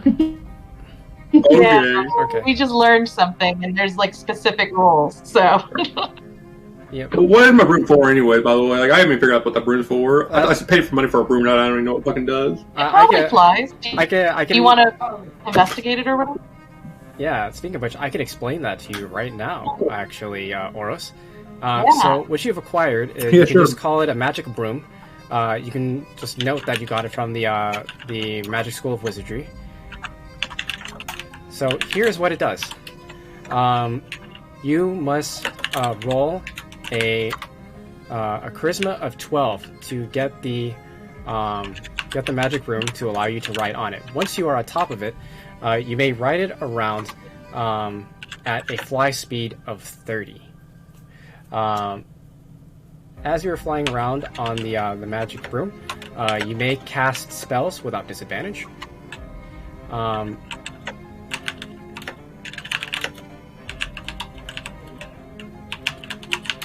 Okay. All melee attacks done. It probably will. Let me see. What's my charisma? Oh no, never mind. Yeah, and your melee attacks will be at disadvantage while on the broom.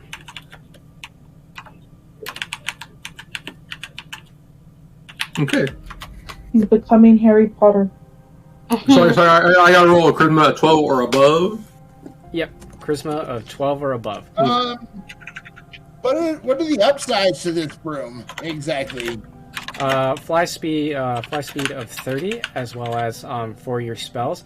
While you are riding on the broom, you get a +1 spell modifier. So whatever your spell modifier is, so whatever your saves are, and whatever your to hits are, it will be +1. And this also is +1 to damage for any spells. It's just that your melee attacks will be at disadvantage while you're on this broom. If you are to take, No, that don't happen. yeah, if you were to take damage, you will have to roll another charisma saving throw to maintain control over the broom. Okay. Interesting. Yeah. So you get a This lot broom of, sucks. Yeah. Can we ride It's that a brand. an airship? Ooh, hold up. No, actually, Brand, we had an idea now that you're back. So, I am back. basically, we are going to go to Daddy's supervisor's house via teleportation. I'm not getting my horse. Some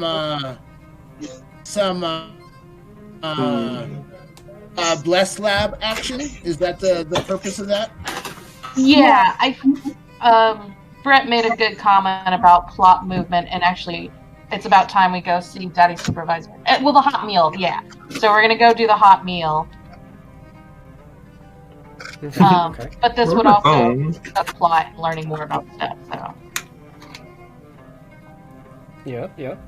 Hot meal. Daddy's supervisor goes off to work, and then we have a place all to ourselves. I want my hot meal. Yeah. And we'll do a rest, nappy time. Exactly. Yep. Everything Shabina's saying. All right, sounds good. Which one do you want to do first? Do you want to rest? Do you want to go to Daddy's supervisor's house, or? Ooh, nap time. Nap time by BRB. I got look on my phone. My bad. Sleep at Daddy's supervisors. Okay. Wait, we sleep here. We have good beds here on that. We have you ever played Skyrim? Master's quarters are awesome. That's true. So you have a few different options here. I'll let you all decide amongst each other how you want to go ahead and tackle your next move. They want to see you.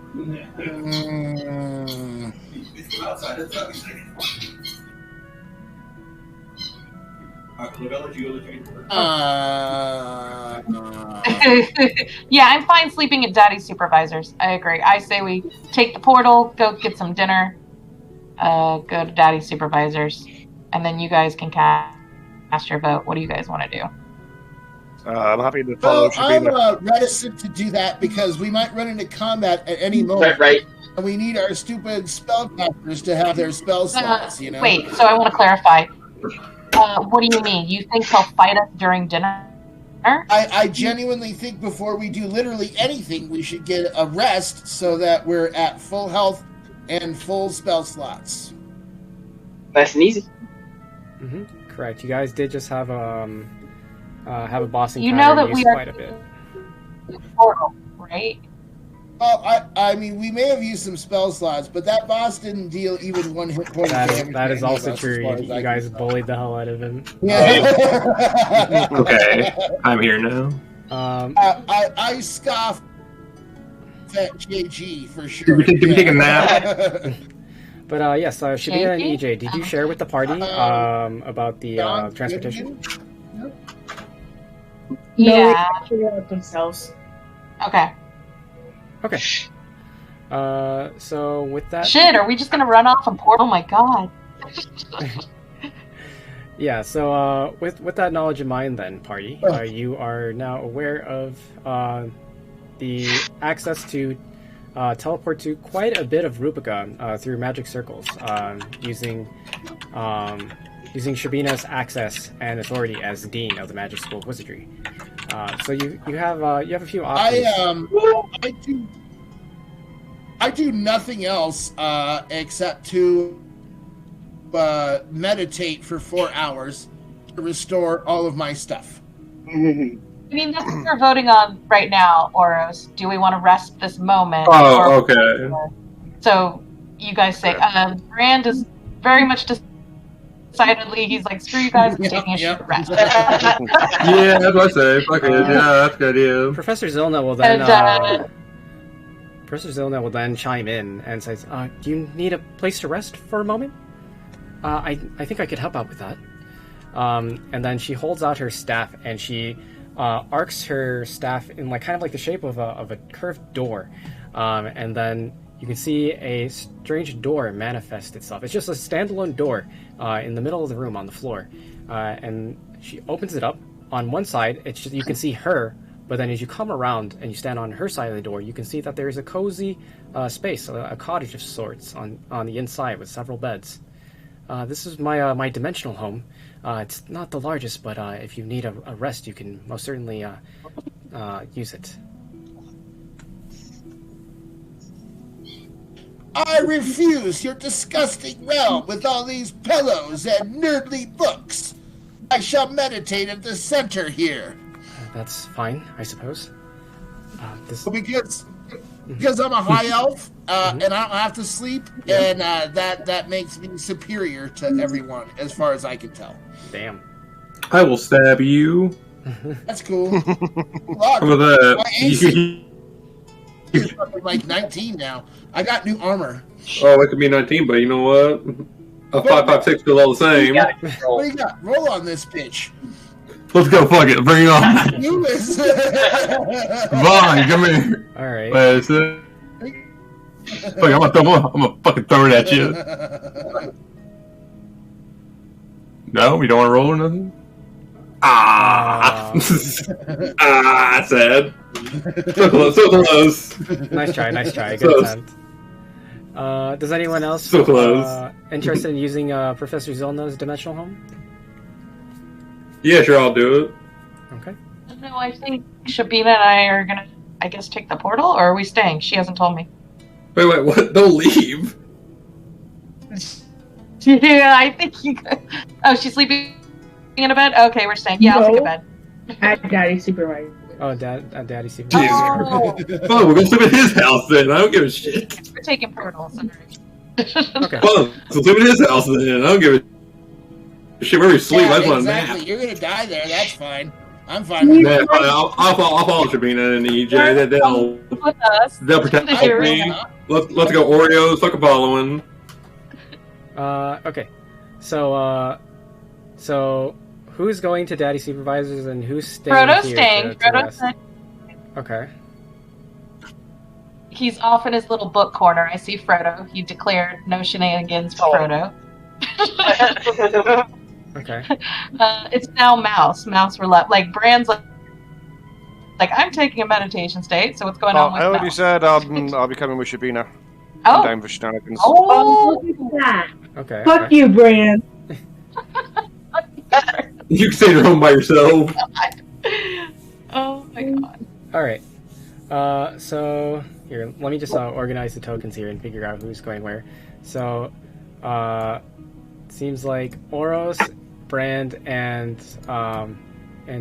Frodo are staying currently here at the Magic School No, Wizardry. Oros is coming with us. Oh, Oros is coming with you guys? No, I'm going. Oros is, yeah, Okay. it's the four of us. Okay. I'm following. So it's the four of you currently going to Daddy Supervisor's house, and then Brand is meditating here at the Magic School of Wizardry here in the center of the Magic Circle, and then we have Frodo here who is also staying. Is that correct, sir? Oh, you're staying there to read. Okay, perfect. Read. To My read. books, mates. Okay. So you're staying there to read. Yep. What's up?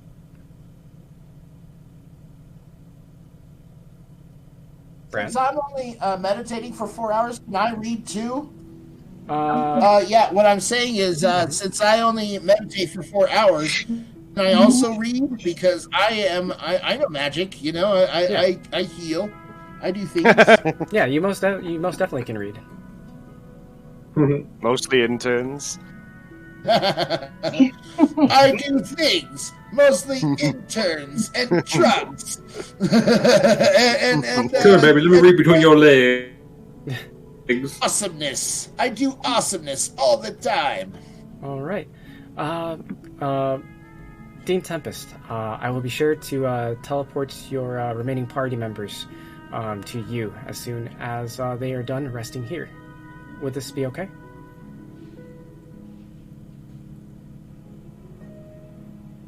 Talks to one. Understood. Yeah. I will make sure that he doesn't talk to any girls while he's here. And then with that, with the 4 party members who are going to Daddy Supervisor's house, do you have an address? Oh. Wait, he wrote it down, didn't he? I swear he wrote it down for me. Hold on. Let me look at my notes. Wait, no. Oris doesn't know the ship. Burn the ship down.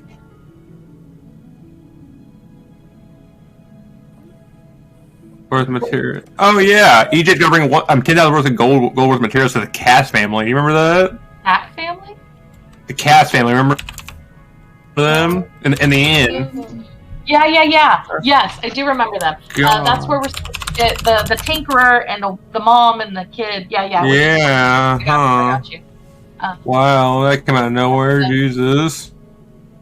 Well, we can come back to them. They're at the end. Oh, yeah. Oh, no, I was just scrolling through and I saw. I was like, wow. Well, wait a second. I'm looking for the fucking address right now. Give me a second. Where the fuck is this? I don't forgot a specific address. I'm pretty sure he just wrote it down and gave it to me.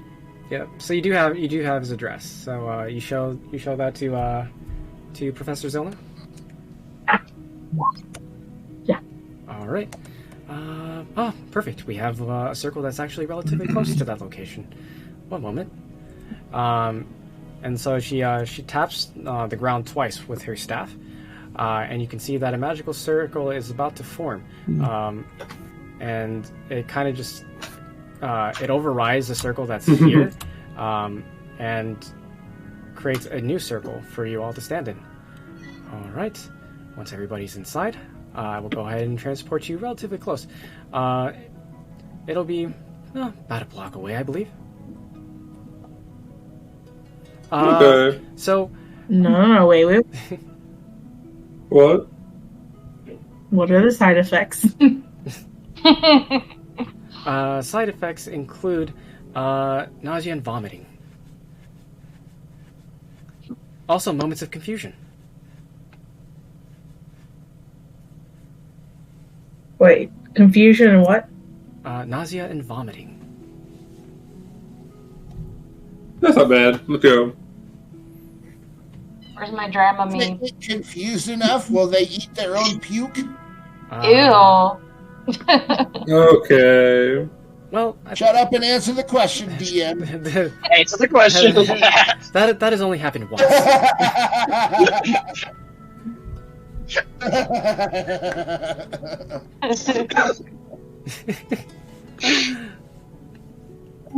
But yeah, that has only happened once. I've only heard of one student that has had that incident, but I've never heard of anyone else having that issue.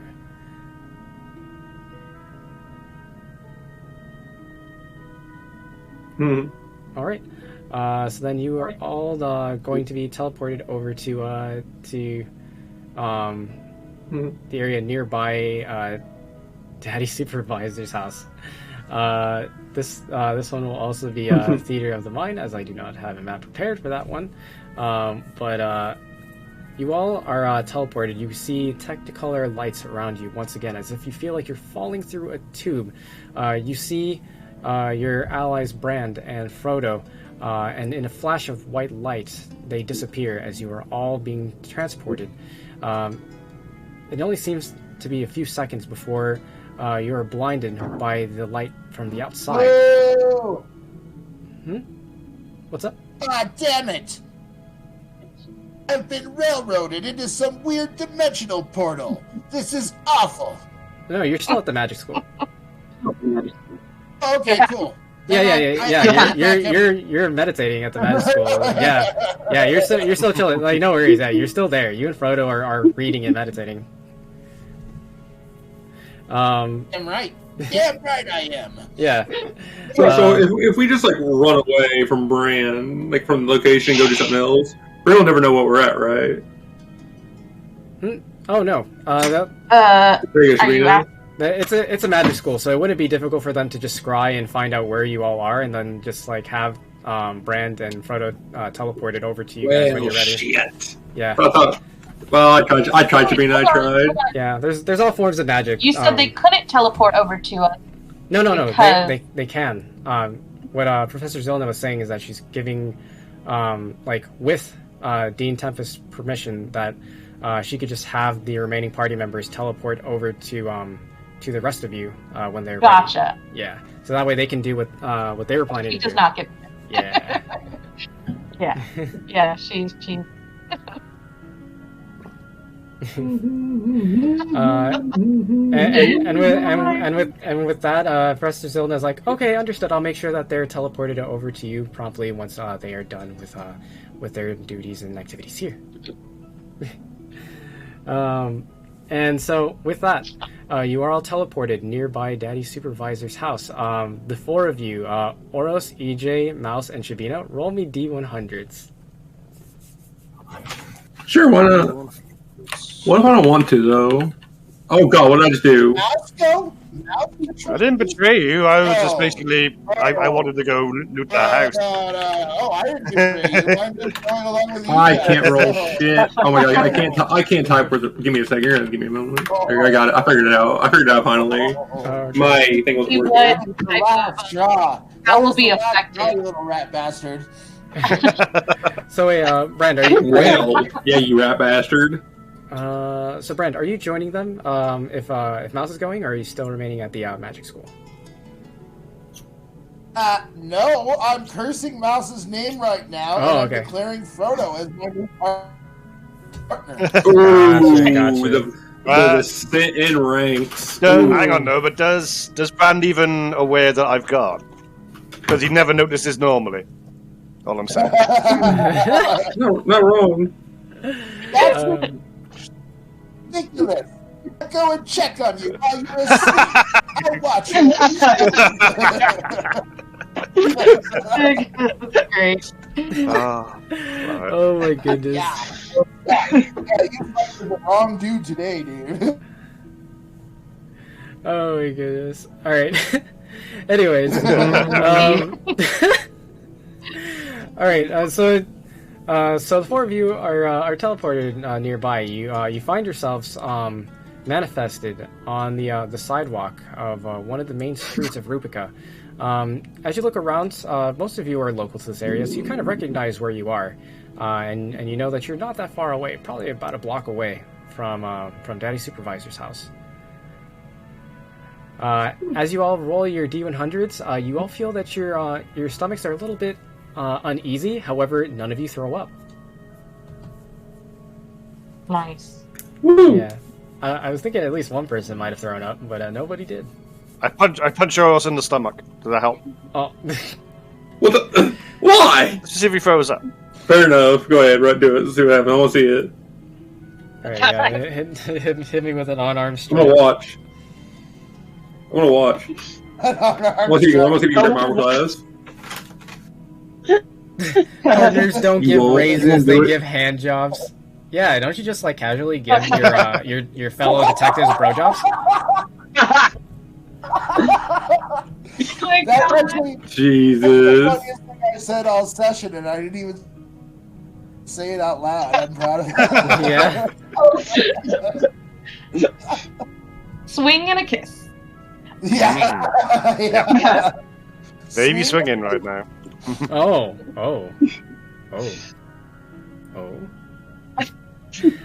Nothing. Right. Oh, yeah. Okay. Oh. Oh. Oh, okay. Oh, My. Oh my. Okay. I So- just want a chimichanga. Oh, Which way? dude, I want a chimichanga.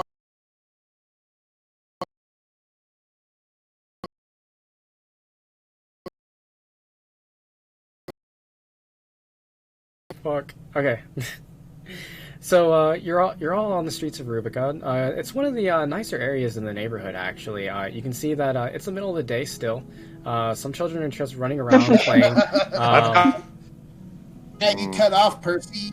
You cut off. Hold on. Restart that, Percy, because you cut off most of that, please. Oh, Yes, please. okay. Sorry about that. So you are all there. You feel a little bit uneasy, but you collect yourselves and you do not vomit. You're on the streets of Rubica. It seems to be one of the nicer places in the neighborhood.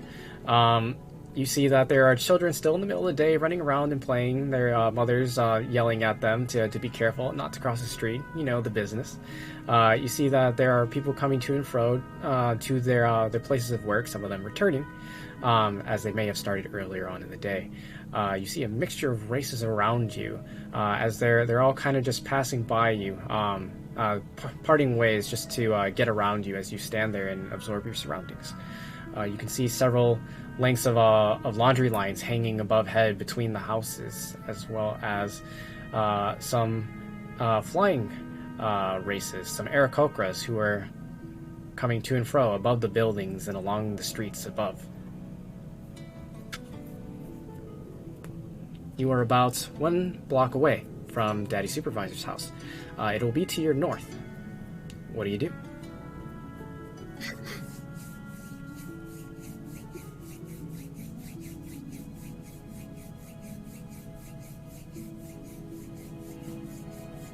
What you guys do?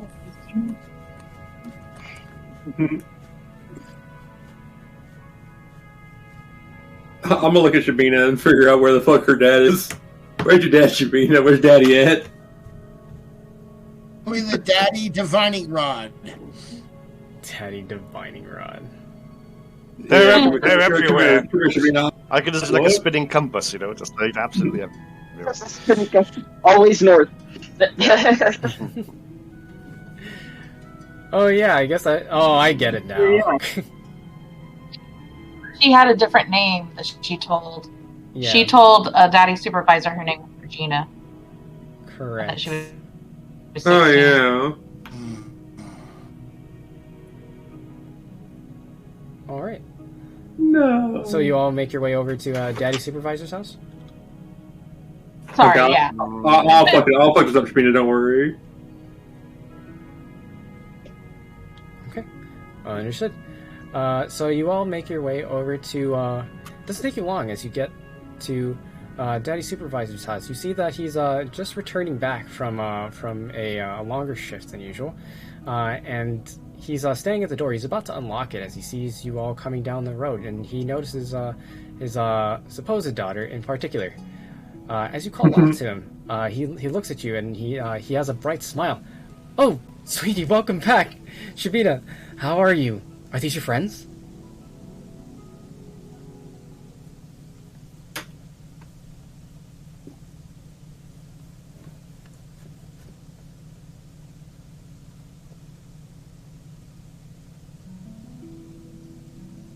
Hello? Where is it? Hello? Oh, sorry. Back. I keep connecting and disconnecting. Here, hold on. Let me Oh, trying to figure out what's going on. She said she's back, Dad, and she brought people. Oh, okay. I'm going back to Daddy.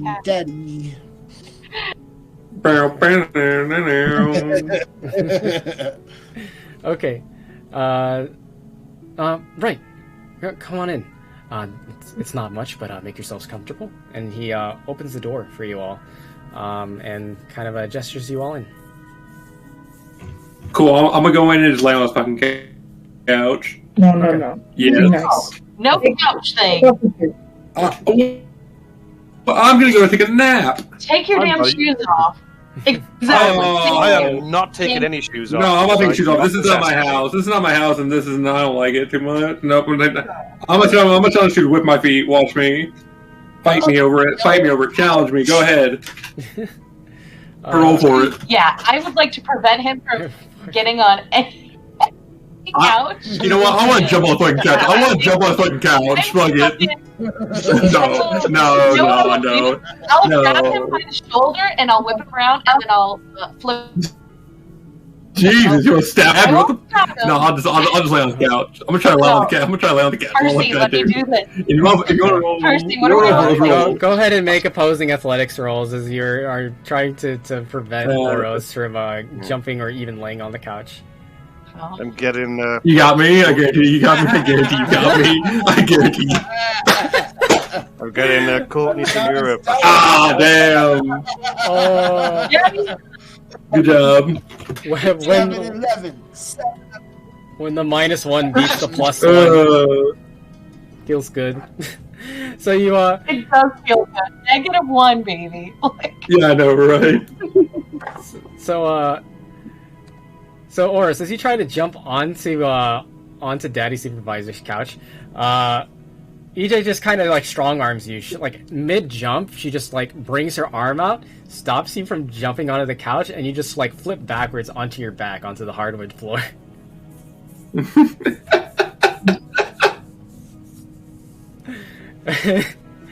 was that? And so the Stafford. You know what fuck you, Jay. What the fuck? And I'm pointing my finger like on his chest and looking him dead in the eyes, and I'm like, "You never do that."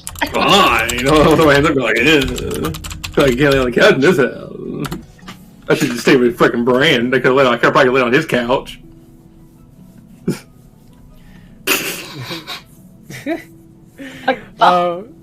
Straight out of Compton. Sorry. He kind of laughs. He thinks this is amusing. He's like, it's all right, sweetheart. But you're right, friend. And he reaches his hand out to Oros to help him up off the ground.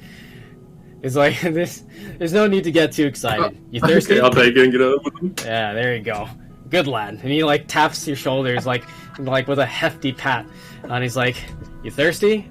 You want some drinks? Got plenty of ale. Sure. Pour me some. Perfect. If you would. I need some cheap coffee. Cheap coffee? Alright, you got it. So he starts laying out some cups on his counter table. His kitchen is close by. It's to your immediate left, the couch being to the immediate right.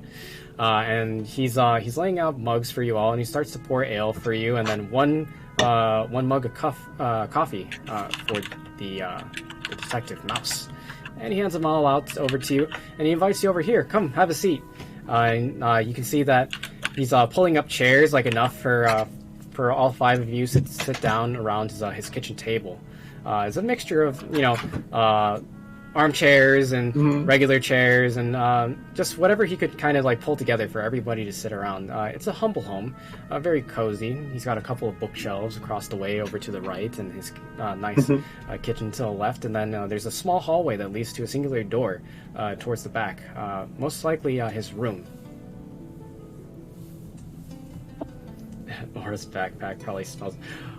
Oh, right, because of the doggo, but it's okay. It probably does. It does not smell of piss, but it does smell of motor oil. Yeah, well, it's the worst thing in life. You see that your mechanical doggo peeks his head up above, like the flap of your backpack, and gives a mechanical bark, and then ducks his head back inside. All right. So I want to open it and just toss it over, basically say, "Here you go. You want to come out? Come on." And so, as the supervisor looks around at all of you, he says, "So, what brings you all here?" And with that, as you all begin your conversations with the supervisor, we cut back over to Brand and Frodo, who are still at the magical school. And so, it has been quite some time, a couple of hours actually, since they were teleported away over to some other location in Rubica. You're unsure, but Professor Zilna has been on standby, waiting patiently. She's been reading some books here and there while she was waiting for you to meditate, as well as waiting for Frodo to read. She approaches Frodo, somewhat nervously, as she comes up. She's unsure of the other members of the party, but walks up to Frodo first. So, are you also of the magical arts? I am Professor Frodo. Oh, Professor Frodo. Interesting, and fellow professor. What school do you teach at? This one. I just don't have any classes enrolled to me yet. She raises her eyebrow at you. It's like, I highly doubt that. I know all of the professors here at this school. Are you actually a professor? Or you know another one. I shake her hand profusely. Oh. It's a pleasure to meet you. Roll me a persuasion check as you do this. Mm-hmm.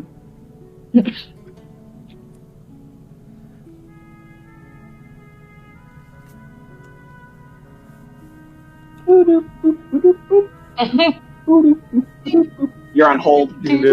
Okay. Oh, Maybe. There we go. Ooh, that sucks. She gives a sigh to you and just says, "It's fine. If you don't want to tell me which school you teach at, that's perfectly fine. That is your professional life, after all. But it's a pleasure to meet you, Professor Frodo. What are you looking at right now?" Why aren't you getting it? This one. Anyway, I'm looking at books. I'm building a book fort so I can read and sleep at the same time. Will you go?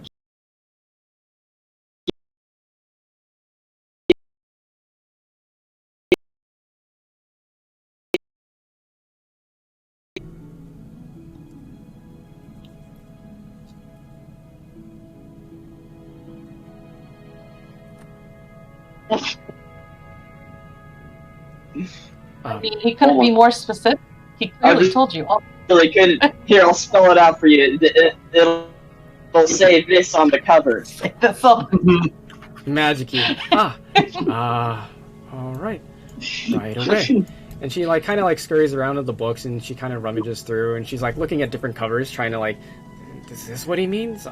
I suppose. And she's developing a stack of books as she goes from bookshelf to bookshelf. And eventually she gets a pretty sizable stack and then puts it down on the floor for you. There. Would this suffice? I need more. Right away. And she goes back and she goes through more of the books, and she has another sizable stack, puts it down, and then so as you ask her for more and more, you can see that the shelves are becoming more and more scarce as she creates a book fort around you as you ask for them. Yes.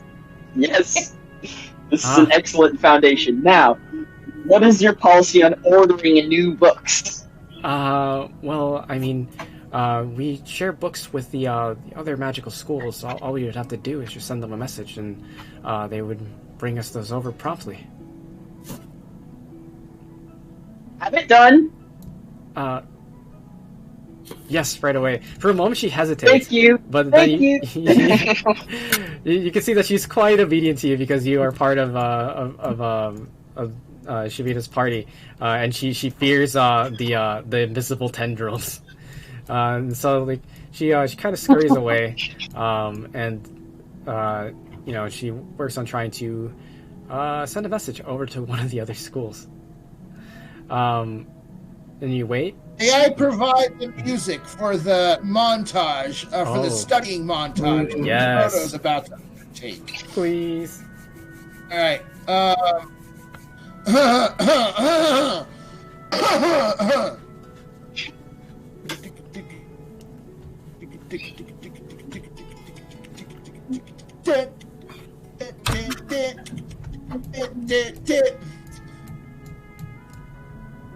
Oh wait, I was jamming to that. Hell yeah! Oh no, hold on. Okay. Rising up, back on the street. In my time, took my chest. Now I'm back on my feet. Just a man and his will to survive. So many times it happens too fast. A passion for me. Don't lose your grip on the dreams of the past. You must fight just to keep them alive. I am the tiger. It's the thrill of the fight. Rising up to the challenge of our rival. And the last known survivor stalks his prey in the night, and he's watching us all with the eye of the tiger. Thank you. Hey, let's go. I actually really like that song, even when you slow it down. Like, badass. Yeah, it actually sounds pretty fucking cool. Yeah. And with that, She returns back and she says, yes, they should be here now at any moment. 3, 2, 1. And then you see that there's multiple magic circles of different colors as above your heads now, as it starts to rain books upon you, adding to the fort of books. Yeah.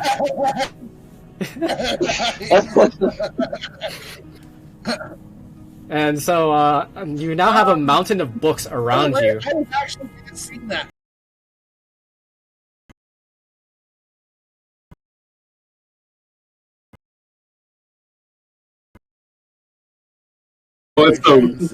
So, you know. I like it. Yeah. Always a good time with brand karaoke. But yeah. Oh, it's the best. It's my thing. That's sort of I don't know. It's like a catchphrase. All my catchphrase is all the popular music in the last 40 years. Yeah. Nice. Yeah. So, Brand and Frodo, you are now surrounded by a mountain of books. It is taller than both of you. Well, for you, Frodo, it's that's not that many books. But for Brand, it's above his head now, all around you. There is quite literally a book fort made for you. Might I interest you in some spells? Mm-hmm. Yeah, you guys have a book fort. And what? A book fort. Literally a fort made out of books. No, might you interest us in what? Oh, sorry. Might you interest us in what there? Oh, sorry. And some spells that I might be able to give you all. We have and she kind of like rummages around the pile of books that that she'd given you. It's like, oh, here's one. So these books are actually enchanted, laid in with remnant. It basically enhances the learning process. Essentially, it lets you learn a spell near instantly.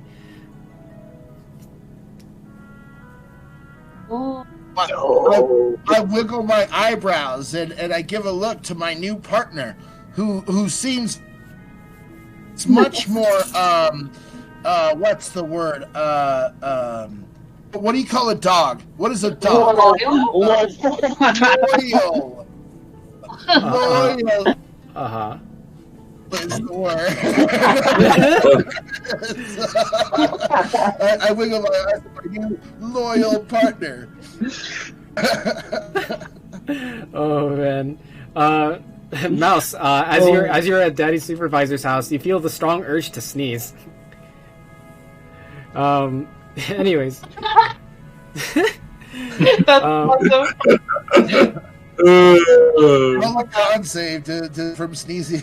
Yeah, roll a Constitution save, Mouse, as you now have a strong urge to sneeze. Usually have COVID. Roll a con save to not get damaged. While he's Mouse is getting the breed tacos. Remember? Oh, right. He's downstairs making a burrito. That's okay. Someone rolls character. No worries. You know what? Yeah. Loyalty. Loyal.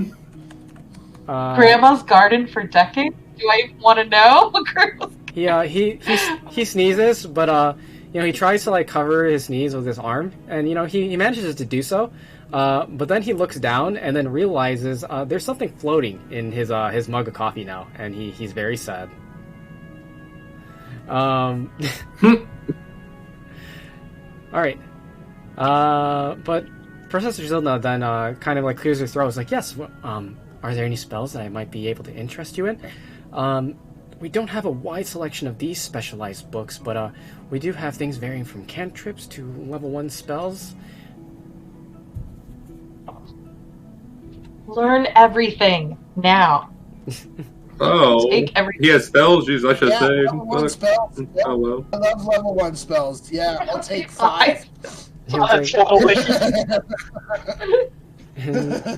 She looks around the pile and says, I guess I didn't have as many as I thought. There's about 4 of them here. And she agree. Mm-hmm. So I just grab the books. I wrench the books from her grasp, and I take 2, and I toss 2 to Frodo down there, and I like, learn these ones, partner. Hit partner. All right. So you're Books going are bigger than me, but I'll get on. Okay. So you have 2 and 2 each. Do you read them? Yeah. Okay. Immediately. Yeah, immediately. Okay. So we'll go ahead and we'll start with you. We'll start off with you, Brand. So you go ahead and you look through the book, and for a moment you feel that your mind, you feel like this cool rush within your mind as you just even open up the book. You can feel that your eyes are darting every which way. It almost feels like you're not really actively reading it. It almost seems like the knowledge is just pouring into your mind, effortlessly, really. Any strain that you might have had from any of your studies in the past, becoming a detective, with this you feel like the information just comes quickly to you. The pages are flipping on their own as it rapidly... Sometimes you read the book. Sometimes the book reads you. Oh, gosh. Sorry, I interject with that. Yeah, I understand your montage. Mm-hmm. Yep. And the spells that you get in particular, Brand, you find that you have learned Find Familiar and Grease.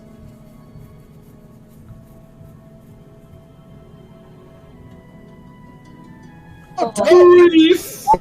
So good that Brett was banned from Greece. Yeah. That's why I'm kind of laughing that Brand gets it. And then just like that.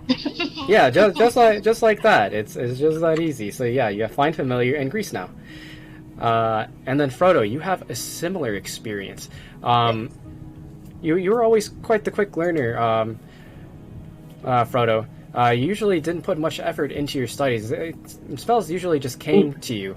And so it was already quite easy for you, but this just feels like light work, as the book just feeds you knowledge. And you gain Fairy Fire and Expeditious Retreat. Ooh. Awesome. Fucking sweet. And so those are the spells that you have now gained. All right. And then she Small question. Sure. Small question. Sure. How the fuck do I add spells on D&D Beyond? So on... The DM is kind and puts it on there for you. Yeah, it's one of those things.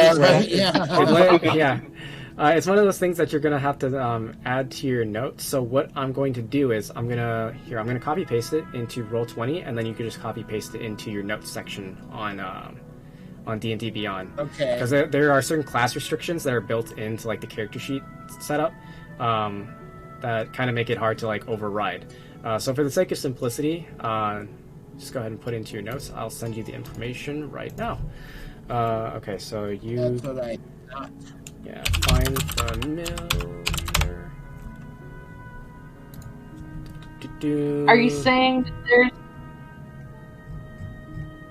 spell slots then by the class, or certain classes won't even have the slots where you can add it to your inventory? Yeah, certain classes. I'm a little confused. Yeah, certain classes don't have access to certain spells.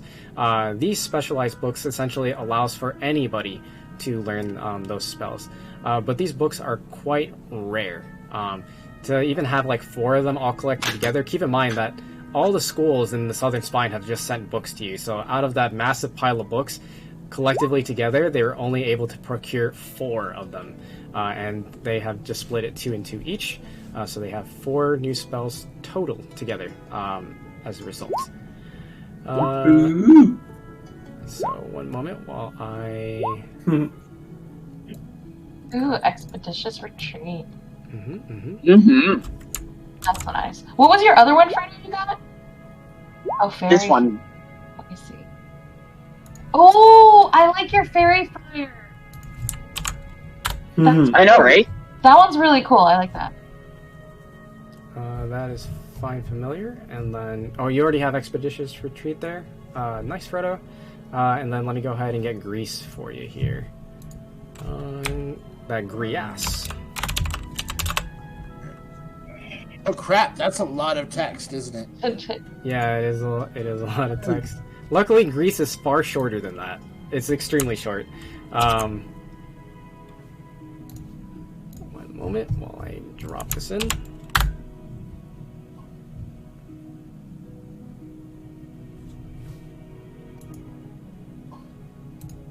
Alright, I think I'll just actually copy and paste the links into my notes. Okay.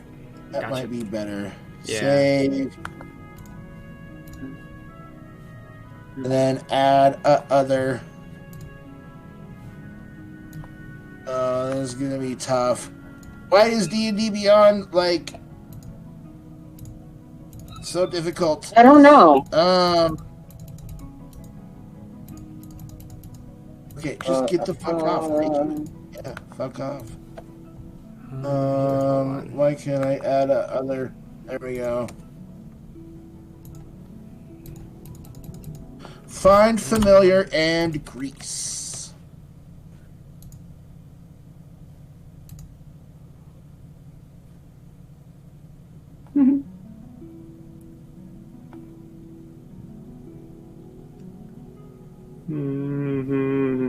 There we go.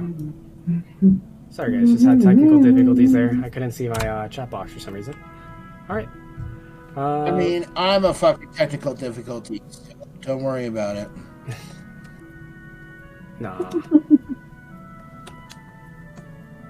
Oh, yeah.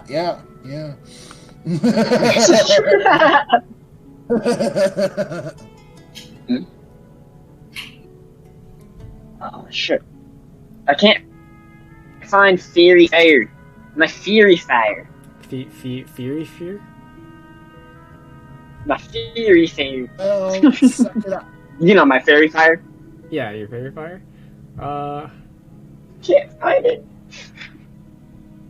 You're able to look it up on Roll20. Just like copy and paste the link into your notes. You can do it. I believe in I have faith. What? Actually, I don't have faith. He has faith, so I don't have faith in you. We need a balance. we have a net balance of 0 faith. There you go. That's it. Problem solved. Okay. And so, as you guys are working on adding those spells, I like to imagine you guys are like taking notes on this. You take out your like, so you know like those detective movies where they take out like the small notepad of paper and they're like taking notes, or like they're pulling it out from like underneath your trilbies, and taking notes of this. She then mentions, so it's been about, say 4 hours now. How are you feeling, High Elf? Hello? Hello?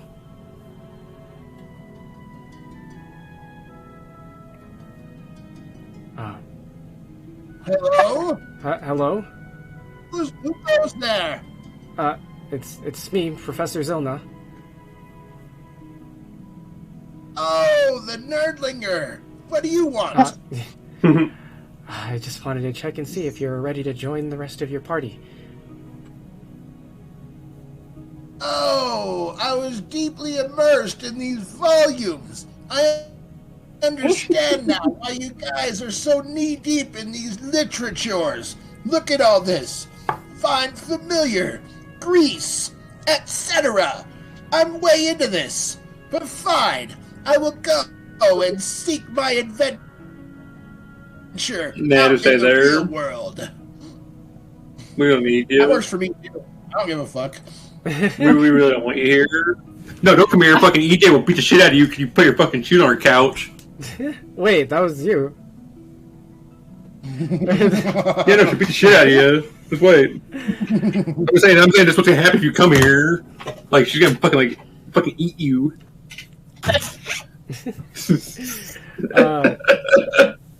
And so, Detectives, are you both ready to go? Don't worry about the mess. I'll clean it up somehow. I'm ready, and don't you dare clean it up. I'm making a book fort. Brand, please be your shoes, and please make them muddy. I don't have shoes. My feet are covered in justice, and my loin is girded with right. Well, please bring whatever you have on your feet muddy. Oh no! I'm sorry. Why are you upset with my feet? I just brought up my loins. Hey, don't kink shame me. Fair enough. All right, fair play. Injustice. Oh no. Okay. So with that, she taps toes. Them toes of justice. Where the hell he is into? So she taps the ground twice, and you see a magical circle is appearing below your feet, within the book fort, as a bright green light then appears to envelop you. At this time, go ahead and roll me some D100s. Oh, please get sick. Sick all over the couch. Oh, interesting. That's hilarious. Wow. That is hilarious. Wait, why did he get a 1? What is he doing? That's hilarious. Oh no. Frodo, go ahead and roll me a D100 as well. 1 moment, please. I don't know. That's literally a 1% chance. He rolled a 1 on a 4. He rolled a 1 on a 6, and he rolled a 1 on a D. Yeah. I tell you, like, that's hilarious. Brand today, you know, like someone's pissed off.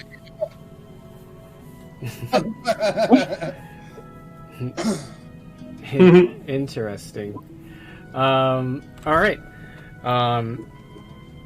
With that being said, Frodo, Brand, you both teleport over to a similar area. Frodo, you actually you take it like a champ. You teleport just right in front of Daddy's supervisor's house. You don't even feel remotely nauseous. You feel actually pretty good. You feel refreshed as you arrive on the other side of this teleportation circle. However, Brand, you are still close by. However, you teleport in different circumstances. Please meet me in secrets. I have to go to secrets? Oh, this is weird. You're so fucked. Yeah. Yep. Yeah. Alright, so 1 moment. Ooh. If I can just click things correctly. Alright, perfect.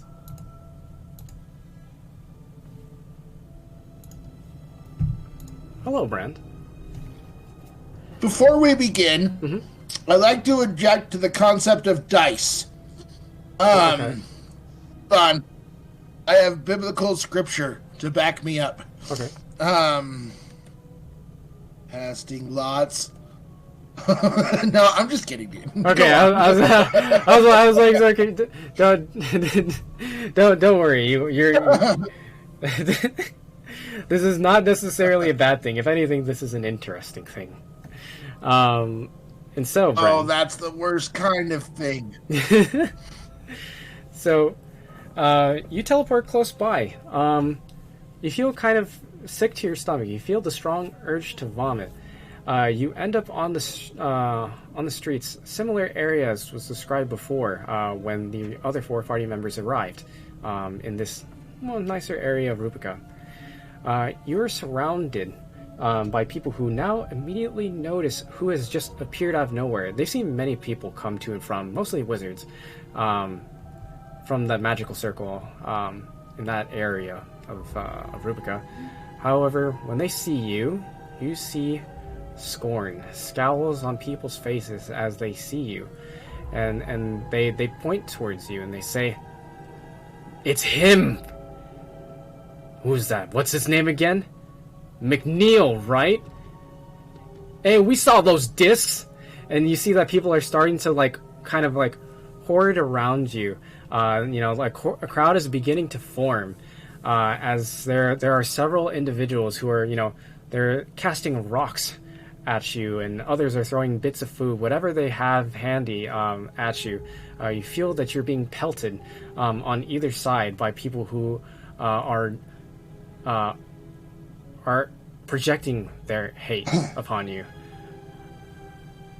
What do you do? Well, I mean, obviously, I cast away the stones and the tomatoes and the rotten fruit with my shield and my gauntlet, and I rail against them and I say, whoa, what's the problem? Haven't you ever seen a guy teleport stoned in the gutter before? What's your deal? We've seen plenty of people teleport here, but we don't want the likes of you teleporting here. How could you do that to them? I thought you were a man of the law. You're sick. One of them yells at you. I mean, yet again, I'm gonna have to grapple one of them, you know, and I'm gonna have to draw them by their collar up close to my face, nose to nose, and I say, "Do what? What atrocities do you speak of?" You were using children for profit? They were prisoners. Oh, I mean, what else are children good for? I suppose they have beautiful voices, but I don't have time to set up a choir. And you see that the crowd gets more and more riled up by your comments. Within this crowd, as you as they're getting hear their voices, they're all kind of mixing together as they're all kind of objecting and opposing what you're saying. And you can tell that they're no longer hearing you, they're feeling, not thinking at this point. They're a mob. Speaking of feeling and not thinking, this is really getting under Brand's skin. The knuckles of his hand grip around the hilt of his long sword. And he's ready to cut some voices down unless they shut the fuck up basically right now. Maybe I will announce that. Maybe I will have the courtesy to offer them the option of literally shut the fuck up before I cut you down where you stand. And as you say this, you notice in the distance, from an alleyway, you see that there's a door open, and you see a familiar face peeking out from there. You see the familiar cloth hood, the cap, and the horns of a Pop Crumbly, who is waving to you. He's trying to gesture you to come over from between the people in the crowd. Do you follow him? You seen The Dark Knight Rises? Yes. You seen The Dark Knight Rises, yes? Yes. Do you remember when Batman and Bane spot each other in a crowd of chaos, you know? Yeah. And they sort of, they're gravitated towards each other, and they push all the NPCs, all the useless people out of their way, without any effort. And that's how I approach Pop Crumbly's vision or whatever is appearing there on the horizon. And as you push past, I go up and I say, "Whoa, little nerdlinger, where did you come from? I'm surprised you're still alive." Yes, no thanks to you, but listen, that's not important. Here, get in. And he's kind of gesturing you in. That's rich. No thanks to me. That's actually not true. That's literally not true. Thanks to me, your little worthless ass is still walking the streets. If not for me, you would be underneath the thumb of that Bliss dealer. Would you not? Yes, you're right. Apologies. But anyways... Damn right. Anyways, please just step inside. And as you hear him say this, you can hear like the clamor of guards, like their suits of plate mail and chain, as they start to come in around, like they're trying to like break through like the crowd of people who are like yelling and who are just kind of just making a scene of the place. They're making their way towards you, but the movement is slow as they're trying to push their way through. Bran sort of, throws his hair back and scoffs. I'm digging the inventory now for something like a bomb that I want to drop there. There we go. I will literally sacrifice an ampule of Bliss. Ooh. And light it on fire and drop it behind me as I walk into whatever portal that this little nerdlinger is inviting me into. Okay, you got it. So you go ahead and you set the ampule of Bliss on fire, and and Pop sees this, and very quickly like pulls you in, shuts the door, and you can just hear like a muted sound of a poof as like the ampule of Bliss explodes, and you can feel a heat radiating. Like you're not touching the door, but you can just tell that it is fried on the other side. You hear people scream and wail, just pain that people are expressing through that door, muffled. You can hear the sounds of feet scattering on stone as they're trying to like get away from the explosion itself, and he looks up at you, and he says, "Well, I guess that's one way to make an exit." And he like bars the door to prevent like anyone from following you guys further. As you take a look around, you see that it's a long tunnel, relatively dark. However, there are a few sconces on the wall that light the way. And then he kind of just gestures you to follow him. He kind of like character has dark vision. Mm-hmm. Yep. So you can even see. My further. character has dark vision, and so he's interested in your sconces and your mood-setting lighting action. Okay. So with the so being able to see down the hallway, he kind of leads you around. It seems to be some kind of alternative route through some of the buildings, and it kind of leads to like several different doors.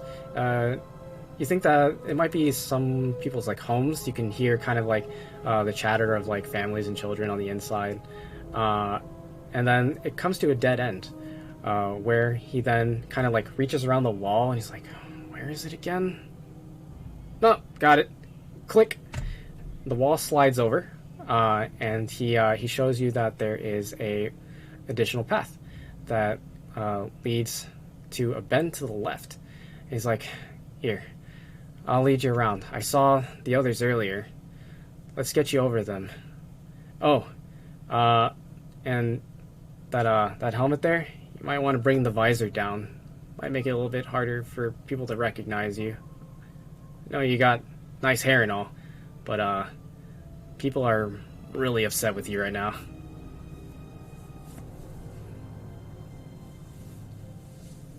I would like to deploy my disguise kit. Ooh. Okay. I will deploy my disguise kit, and I will dress myself as a lady of a with an exotic accent. That maybe will curry the favor of whoever these underground dwellers are. All right, got you. So you disguise yourself as a woman, possibly mm-hmm.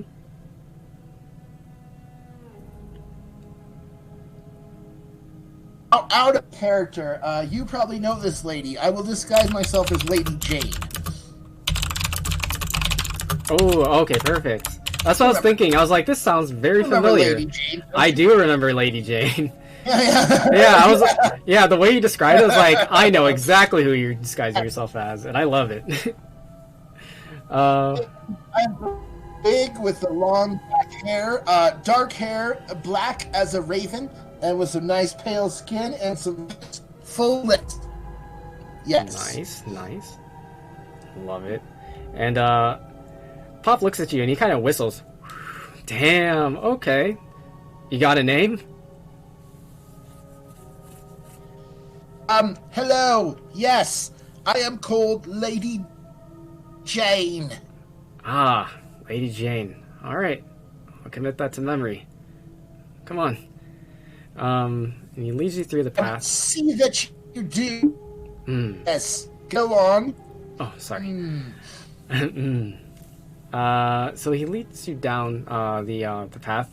The door shuts behind you, and you can see that it goes downwards. It's you can hear the rush of water. It seems to be a tunnel that runs alongside the sewer system, but not quite in it.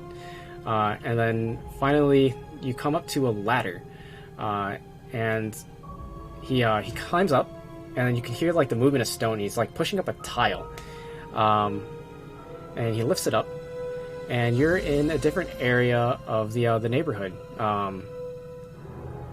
If you go up there, you can observe that you can see the crowd in the distance. You can see the flames from the exploding Bliss that you have left behind. They're about like 200-300 feet away. And jump. Like, oi, crumbles. Yeah, right. And he kind of like laughs nervously. Yeah. Anyways, I saw them going here, and you're about like 10-20 feet away from Daddy's supervisor's house. Okay. Hey, Pop, why have you brought me here? I figured that probably don't want to be separated at a time like this. You definitely, well, I can see that you're really upset just then, and you definitely do not want people to know who you are, let alone see you. The things that they've been saying. Look, I know what I saw. Pop, let me tell you something. Yes. Let me tell you something, Pop. And I sort of like I take off my armor, and I take off my corset, and I let my belly flop out, you know, and I relax my shoulders because I'm usually correcting my posture, and I drop in crumbles, and I say, Pup, I am so tired. You don't understand. It's so difficult being the brand. I don't know what to do. Do you have any guidance? I think there's someone that I should have you meet. They might be able to help you. No, I'm certain that they can help you. If you need someone that can help you clear your name, they would be the person to go to. Do tell, and I bust out my little notebook and I pay rapt attention. Well, I guess it.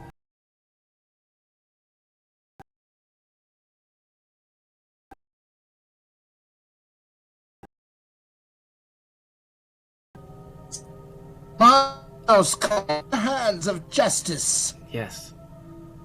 I can take you to our leader, and like he emphasizes our, and like kind of giving you like a knowing look, and like he's kind of whispering to you so that like none of the other like bystanders can hear this. There's people coming to and fro, but most of them are kind of trying to get away from the chaos that's like further down the street. They're all like kind of giving you a wide berth. They're all just trying to get out, so then they pay you no mind. I'll take you to Satire, okay? Satire.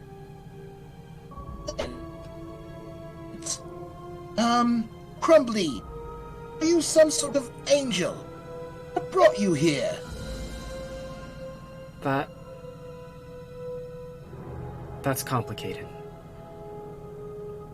I think it's best that I share this with all of you. I mean, complications. Forget about it. I understand, complicated. Try and explain to my simple mortal little brain. Well, long story short, I'm a member of the Manos, one of their elites. I'm here under different orders from Satire, our leader, and I might be able to convince her to help you clear your name, all of your names.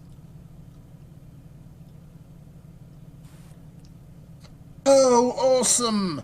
I love clearing of names. I love justice. Fascinating. Hands of fate will all help us, will you not? Yes.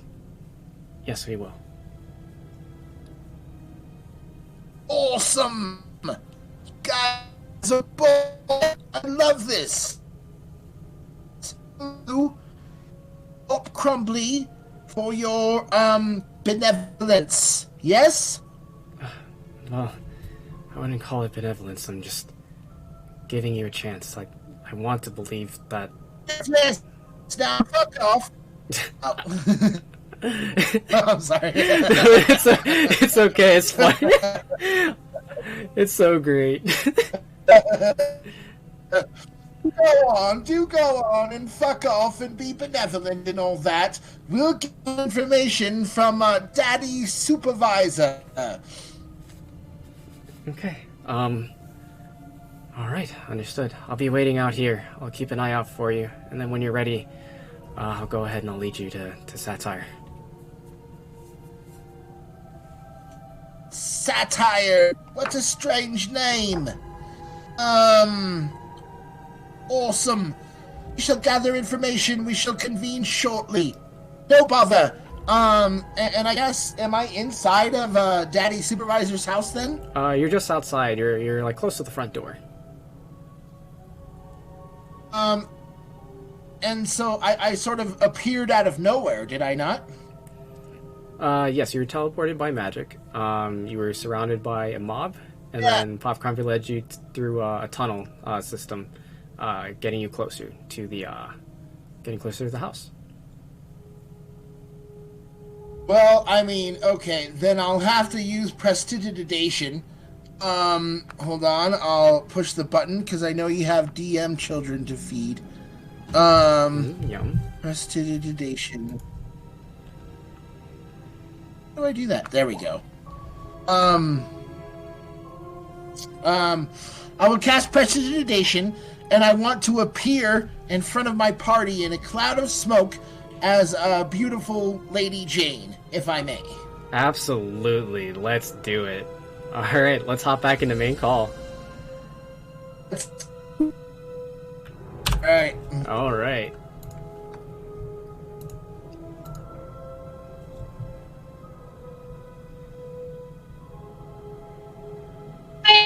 Better than the other word, but only slightly better. Hey, okay. It's easier if you put down into a bunch of small words.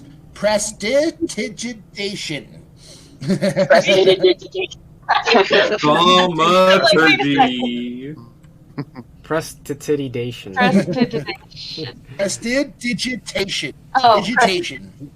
Digitation. That's very important. Remember that. Yeah, I know. I get stuck on that too. It's a tough word. Digitation's fine, and I can do presti. Yeah. All right. Go. So thank you all for waiting. No. There was a lot of a lot of lore that was being dropped just then. Yes, and drama. Lots of drama. Would you like to share, Brand?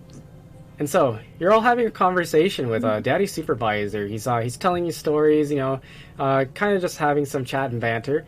And all of a sudden, you see a beautiful woman kick open the door, and in a plume of smoke and a grandiose entrance, you see this somewhat exotic woman step into the room with a long stride, commanding the presence of everyone around. As you now see this individual enter the room, the smoke billowing out and kind of like evening out along the ground, swirling around her feet as she walks inside.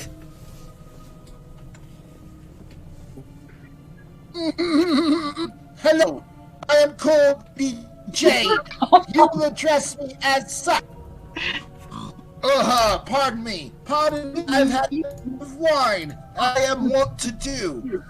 I am called Lady Jane, and we are to investigate Daddy's supervisor's cottage, and then we will meet with one called. Hold on. The wine is swelling things around a bit. I forgot his name. We are to meet with the Hands of Fate. Indeed, Satire. That is his name. That is. I look her up and down. Like, kind of like dagger eyes. And I just say, who the fuck are you? And why were we with you? I literally just told you. My name is Lady Jane. I am called as such. And as such, you will address me. Now quickly, we must investigate here. And then we will meet with Satire. I'll call you whatever you want, Mommy. Good little boy. And I pat Oros on the head. Good little boy. Oh my goodness. I almost spit out my Truly. I'm trying to get my Truly in my body. Oh my god. So, as you're all having this, I'm trying to fuck her. Oh. Absolutely. I'm gonna try it. Of course you would. It's Oros. Stop. Oh my god. You know what? That's great. Yeah, out of curiosity, go for it. Go ahead and roll me a Constitution save, Oros. Oh, what if I want those though? No, you roll back. Do not Aww. my sexual expectation absorbs all. Do not resist. You will be titillated. So you kind of have like a half chub going on. Where everyone's. Cheers. Cheers. Oh, Hey. Here's Bell. Speaking of, real quick, Percy, are we wrapping at 4:30 today? Just curious. 4:30. Like an hour. It would. I'm ready for her. We usually wrap up at 5. Okay. Just Yeah. checking. That's Yes. fine. Keep it. I'll That's fine. four for you. Yeah, we have roughly 40 more minutes. Yep, 40 more minutes. Sweet. Okay. So, as you're all confused about who on earth this is, Mouse, you know your partner well enough. Even with the disguise, you can tell that this is Brand. This is Brand who's talking to you all. this is finally where my observant feet comes in handy. Is it Jenny's Jess? Just so I know. Better not be. Is it Brand? Oh, make it so. Okay. Make it so I look like his departed widow. Yeah. Oh, yes, it is 100% Jenny's dress to a T. You couldn't mistake it for anything else.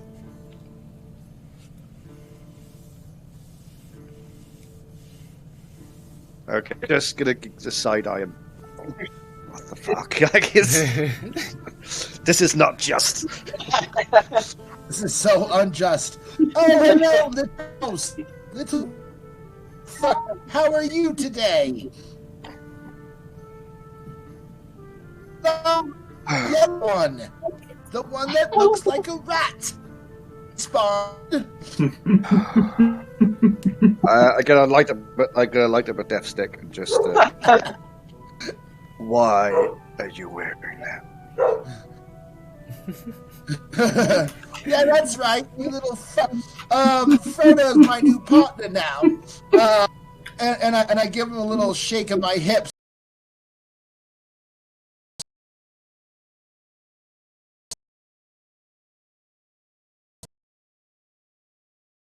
Good.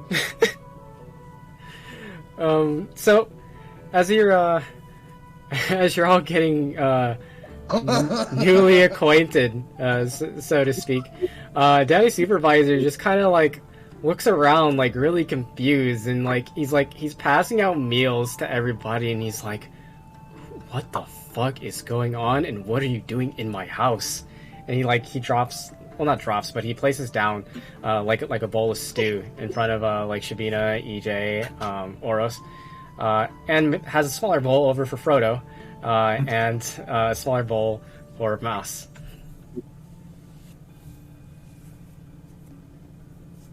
We are delivering justice.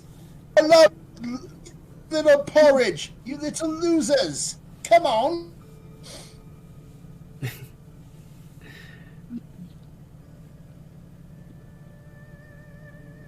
I'm just experimenting with Brand doing an impression of Lady Jane.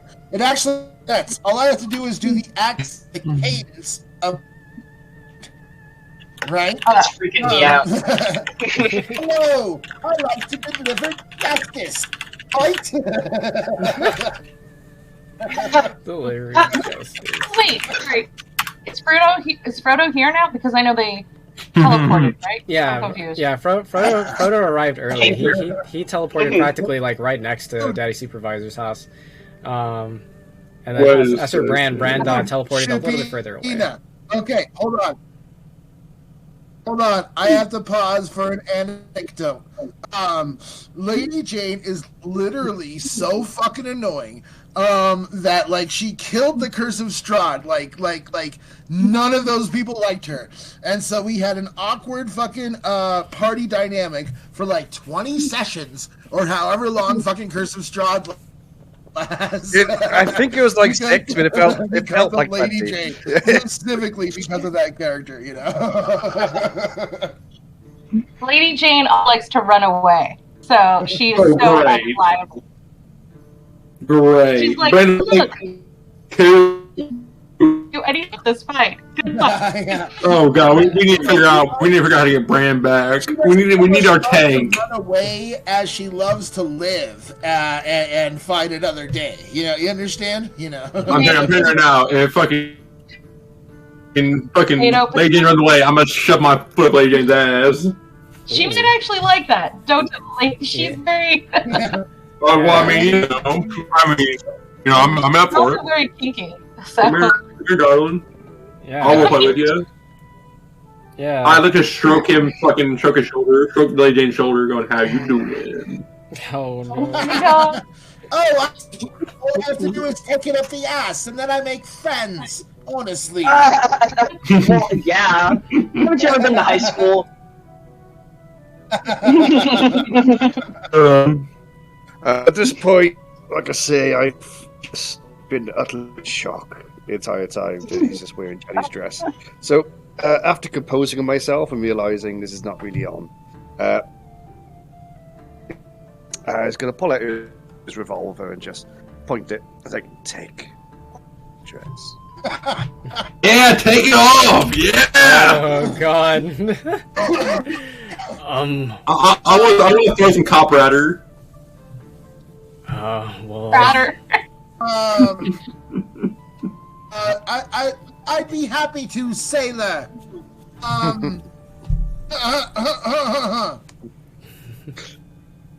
Never know how much I love you. Never know how much I care. And then I slide a shoulder strap down, and I give Mouse a little wink and a nod. When you put your arms around me, I get fever. That's so hard to bear. You give me fever. And you kiss me. Fever when you hold me tight. night. Oh my goodness. In the morning, a fever all through the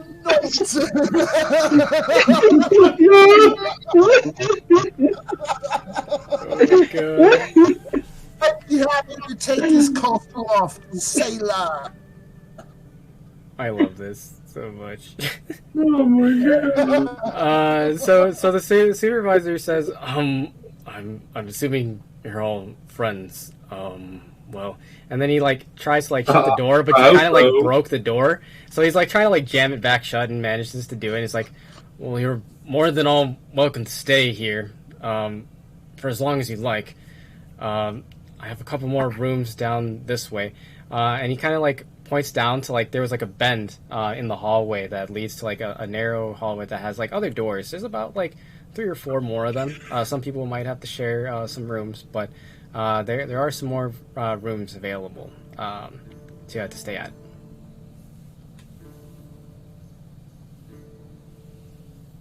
Avite steal some strip teasing mouse over here. I want to know I got to do that. Let's see, sneak around the house and steal stuff.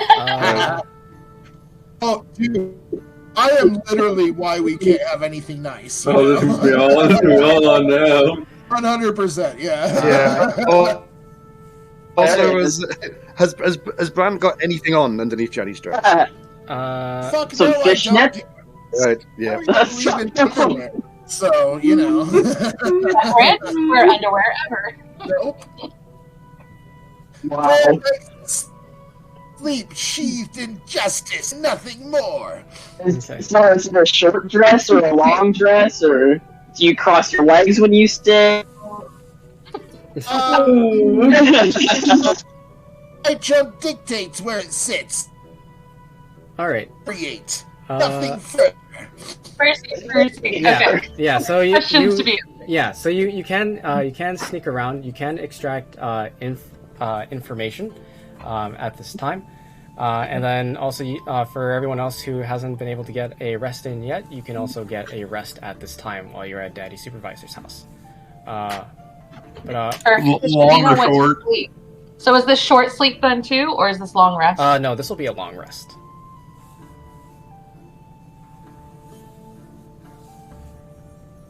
I didn't rest a long time. After I find EJ takes her opportunity and she kind of backs out and like looks around the room and is looking for everything.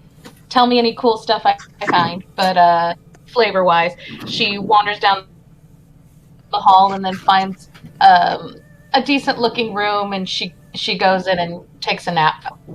I'm going garden now. That's adorable. Oh, nice. Yeah. Oh, that's awesome. I know Bran was just doing his best to try and get a rise out of me. The feeling was mutual. He was trying to put out my friends with gasoline. Nice. I will be right back, everyone. I have to pee in the name of justice.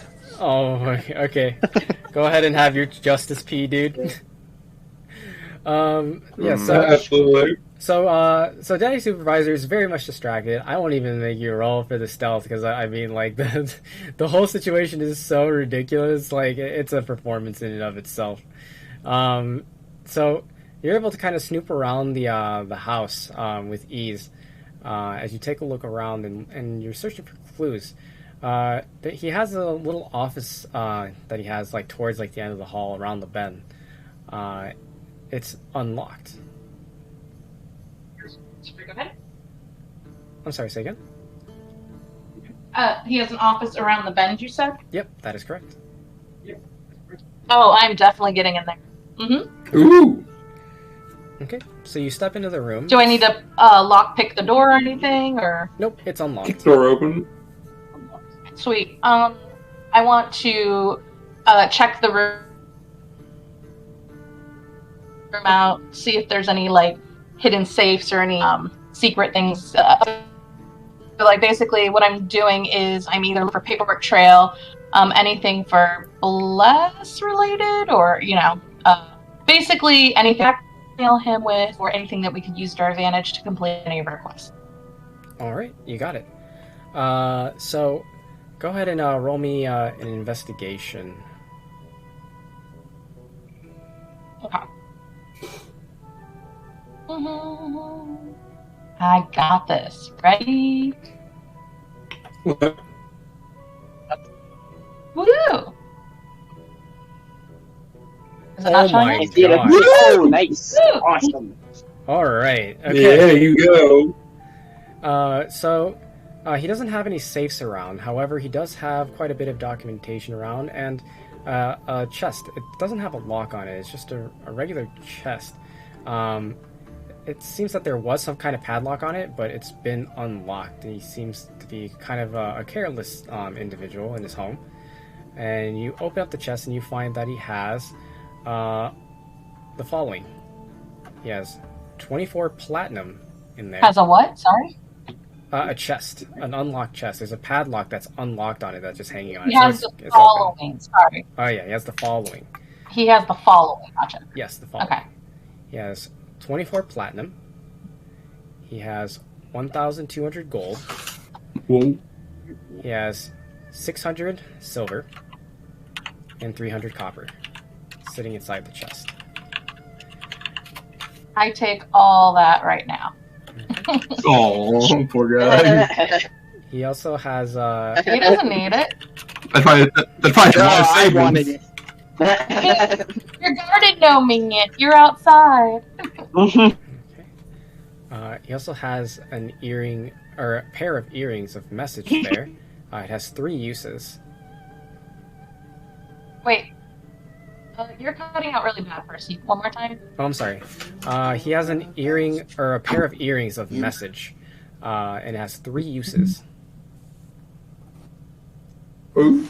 Oh, totally. What it? So I'm missing the other, or is there another set? There's 4 earrings. Like, how does this work? I would assume you wear both the earrings and you're allowed to belt. Well, assume there. You said that. It said, Yeah. trust me.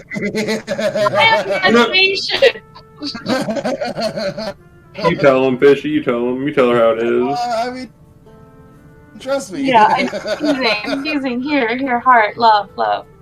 I love I give it.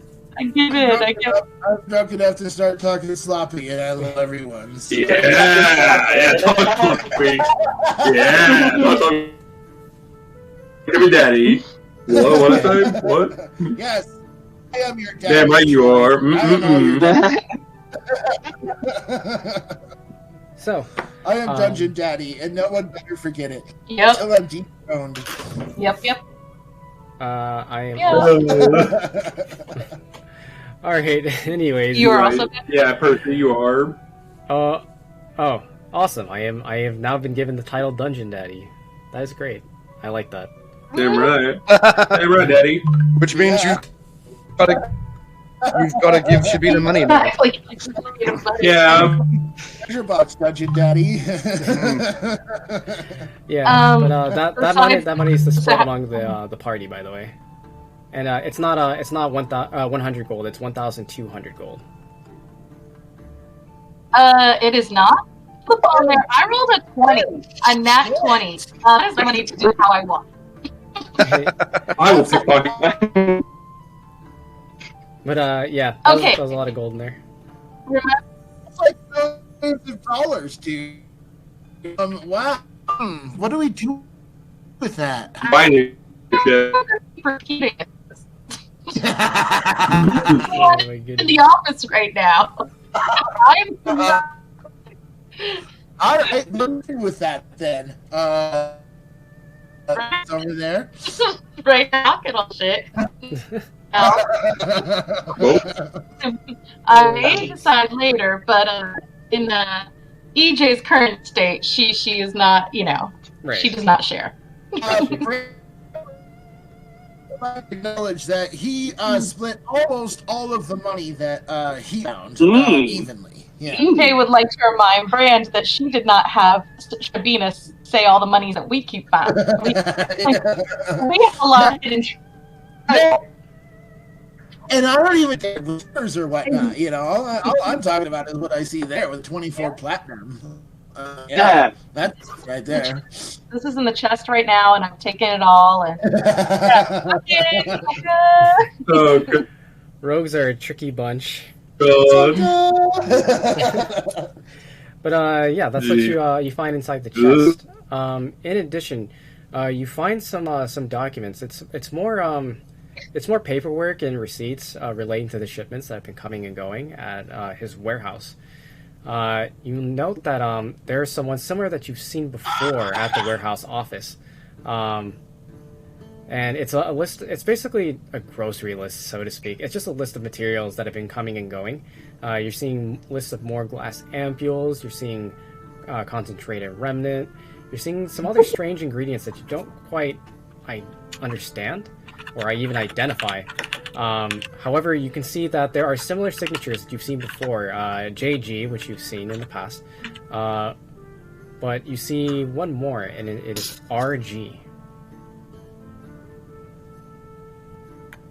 Okay. RG?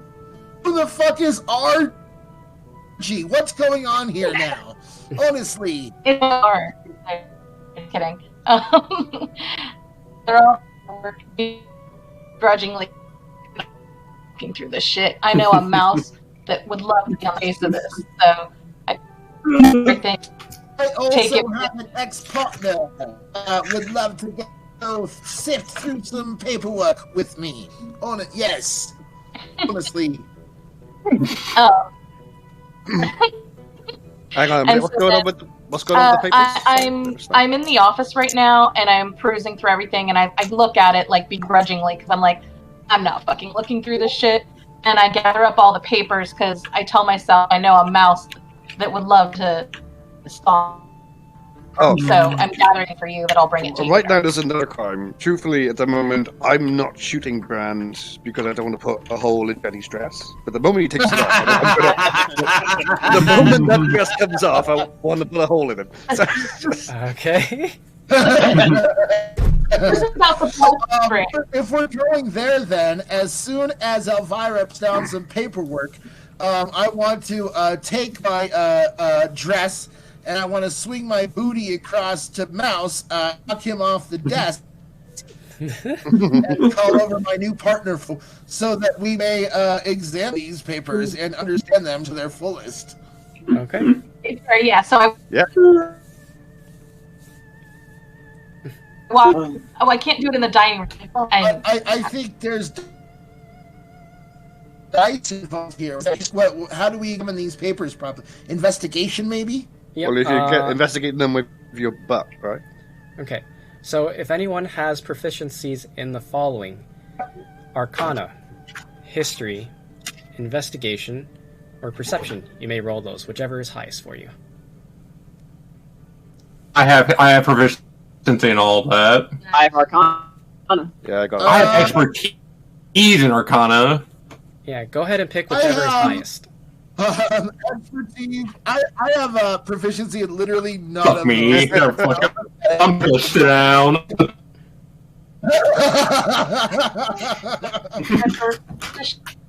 Season. Hold on, because I remember something. Because I can't be charmed. I can't put me to sleep. So we can all roll those things, or just ours? Anyone, come on. Anyone who has anyone who has proficiency in Arcana, History, Investigation, or Perception may roll those now. Whichever one is highest. Shabina, would you like to join the Can I roll that at advantage?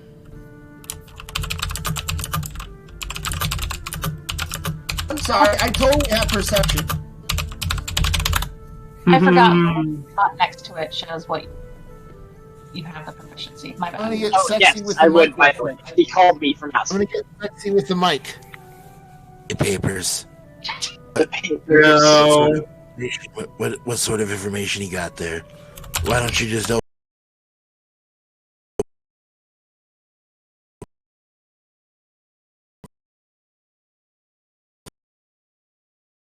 I'm just getting really intimate with that mic right now.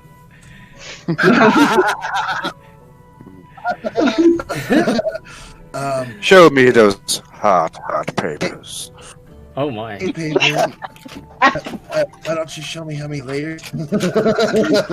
Okay. You unfurl those facts. Alright. So, This Now- Brandy. Oh, holy dude, that was so fucking loud. There you go. Alright. So, Brandon. That was I hope I can do ASMR and watch this. alright. stop that. Yeah, enough of that fucking ASMR, dude. Cut that shit out, bro. Alright.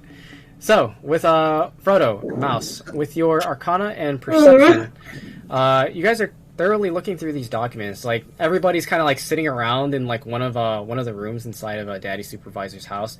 You're like kind of like looking between pages. You're all kind of like rifling through and trying to make sense of all the documents that you've taken from his office. And you discover the following. You realize that there are a lot of similar supplies here that you've seen in the underground facility, including orbs and foci, and of course the remnants, the ampules, several ingredients that you've seen scattered upon the desks that were inside the underground facility, as well as some other strange materials, including manacles. And Frodo, you realize from your Arcana check that some of the ingredients that they are asking for are similar ingredients that are used for casting the spell Sleep, or creating potions of sleep. Okay. Daddy DM. Mm-hmm. Yeah. Thanks. Yeah, you bear asked me. Sorry, you cut out for me, Mouse. Can you say it one more time? Yes. Oh, okay. Yeah, he is. Yeah. Yeah. Brand is bear. Oh, he asked if I was naked. Testify back to that question. Okay. Because last time I was in fever, sleeping, and seeing mouse. Okay. I've got a little thing for this.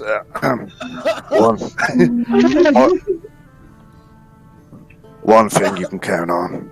You push a man too far, sooner or later, you'll start pushing back. And what I've got is a little beanbag gun. And basically, just got a beanbag. And the Okay. And his beanbag. Motherfucker. Am I going right back? Oh. Oh shit! That. Oh damn. That looks bad. Damn. No damage, obviously. Well, I mean, it would be damage. It would hurt. It would definitely hurt. Just beanbag. Yeah, you know the ones. Yeah. The anti-terrorist use, non-lethal. Yeah, Beanbag not, guns. a non-lethal beanbag. Okay, so Brand, you To his beanbag. oh shit. Okay. Beanbag on beanbag action.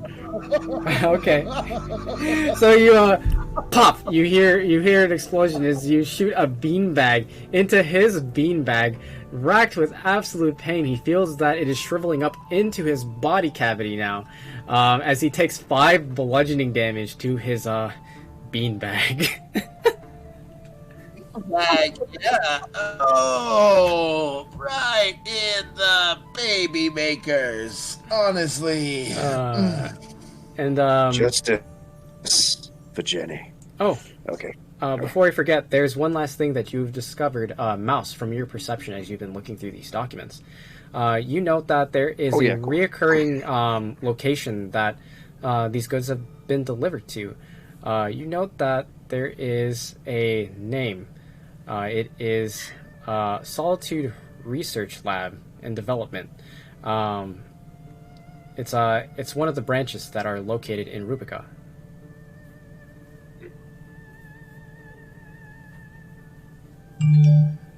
Cool.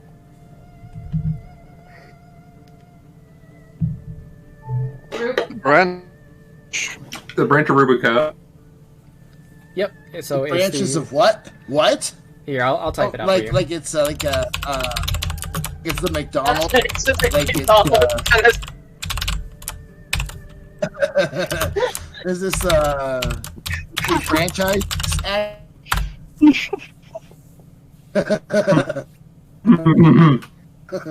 you go. That's all. Dude, research and development. Nice. Oh, that sounds R&D. that sounds like everyone, look! Mouse found a bit of plot. Fascinating.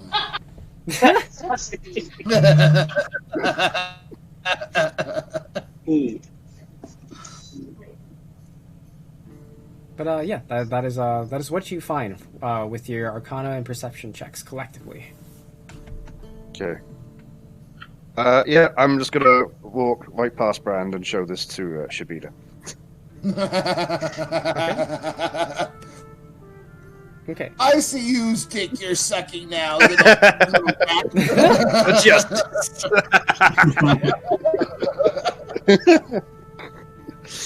And so Mouse, you go ahead and you take the piece of evidence. You walk into the room that Shabina is sleeping in, and you just kind of pat her on the shoulder to wake her up. Letting her know that you've got a lead on this document. Okay, cool. Yep. And then you inform of what you found, right? Yeah. Wait, are you just gonna stand in the room and just watch your sleep? That's kind of weird, dude. Yeah. Okay. All right. And so it's starting to come towards night. Hot is the best kind of dog. Yeah. Mm-hmm. So it's starting to come towards night. Yeah, it's starting. There's literally never been a second heard. Ah, yes, come. Anyways, it's about 8 or 9 in the evening now. Yeah. We do be coming towards night sometimes. Come on, Mike. Come towards me. Come at me, knight.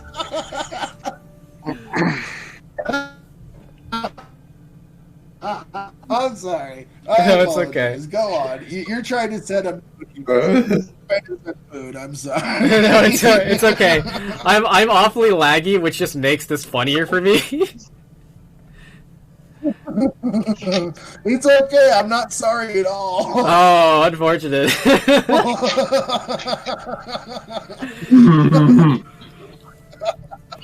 But yeah, it's coming towards night now at this point. So you've collected your evidence. You're currently at Daddy Supervisor's house. You have rooms to stay in. Would you all like to long rest at this time? What would you all like to do? I think we should. I already long rested, so I'll take watch as everyone can. Yeah, I'll take watch, because I thought we already did a long rest. Wait, when did you...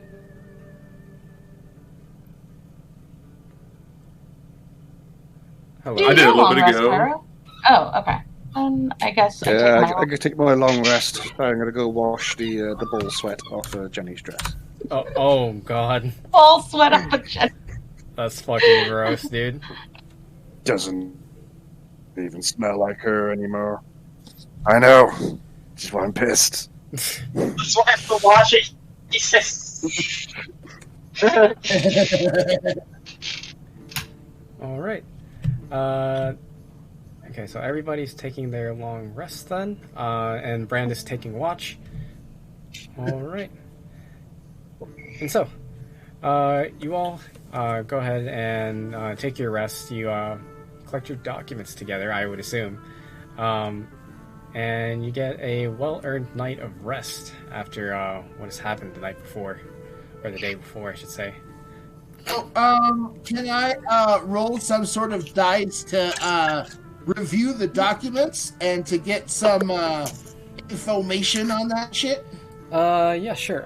Same for sets of skill checks, whichever one is higher for you. You can roll that at advantage if you're going to be spending the night looking at those documents. I would like to pore over them. Is that an investigation or a perception or what's going on? It's either perception, investigation, arcana, or history. Whichever one is highest for you. Like, whichever one has a higher modifier. Yeah, I'm gonna go with perception, yeah. Okay. Brand really has poor skill stats. Like his highest is +5. His average, I think, is 0.5 or 1. Yeah.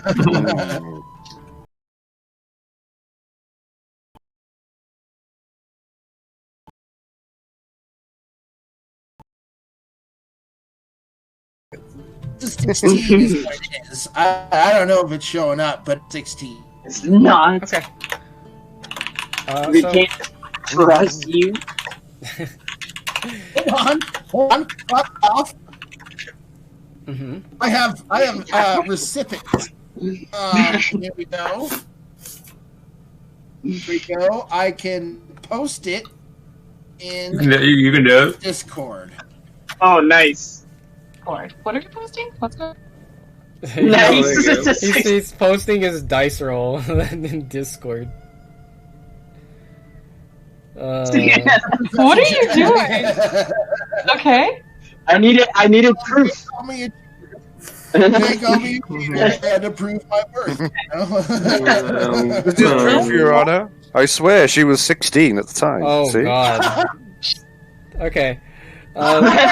Yeah. Jesus Christ, dude. That's an advantage already. Alright. How dare you take advantage of a 16? no. 16. I'm sorry. Please don't admit to something like that. I'm not sorry. Jesus Christ. Alright. God. Well, anyways, so with your investigation of 16, you take another thorough look over the documents. You're trying to find any indication of, like, there's got to be something more, like something else that we've missed here, and and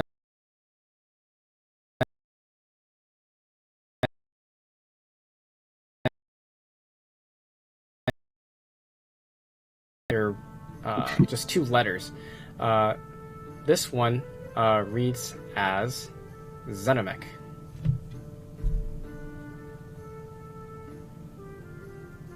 Sorry. Okay. MECK? Oh, wow. Zenomech. Okay, Zenomech. Okay. Yep, Zenomech. That's definitely not GJ or whatever the new letters we found. Right. Interesting. So, we're gonna go to this place now. Can we teleport there? Well, okay. Now we have a name. What is the place again? I'm a few drinks in, so of where our next might be. Where's the next clue leading? It's leading towards the Solitude Research and Development location, and that is the Rubica branch. It's a lab, essentially. Who said anything about consent? Oh no! God.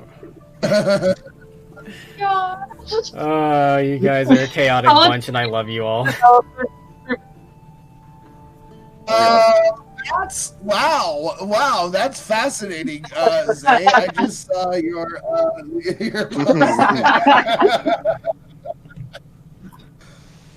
it's the same with California, by the way. I think we beg 16-year-old. What? No, we have created our rule. That's a more Ohio, Arkansas kind of bad. thing. I don't know which state it is, but it's somewhere out west. I don't know. You're west. I am west, yeah, but my age of consent is 18, so you know. Yeah. States are weird, man. But yes, so the clues are leading towards this Solitude Research and Development. America might be a flawed system, everyone. I'm all interested in that. I think we're about at the end of the session, so let's de-evolve into some role-playing character development, shall we? Yep. I would like to try to fuck fucking whatever brands right now. Okay. Well, if Just you're... hear that? Yeah, I heard that. So if you want to do that, if both parties are consenting, I'm not going to have you guys role play that out. No. We're among friends. It's kind of weird. Why not? Why not? Fishy, I'll meet you in secrets.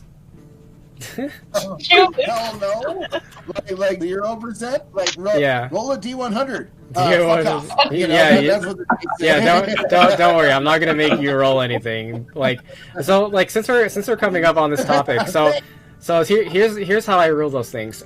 Both parties have to be consenting, whether it's NPC or PC, and we're not gonna role play that out. It will just fade to black, and that'll be how it goes. Yep. Lovely. Yeah. Well, while we're on that subject, then, you should have some romance in the party, because I think Brandon Elvira should bang, but it should be funny. It should be like some sort of scenario. What do we? Let's all think on that and think what the best story would be about that. Okay. On that subject as well, while we're talking about consent, I genuinely had to watch this video when I was in school. Is it about fucking tea?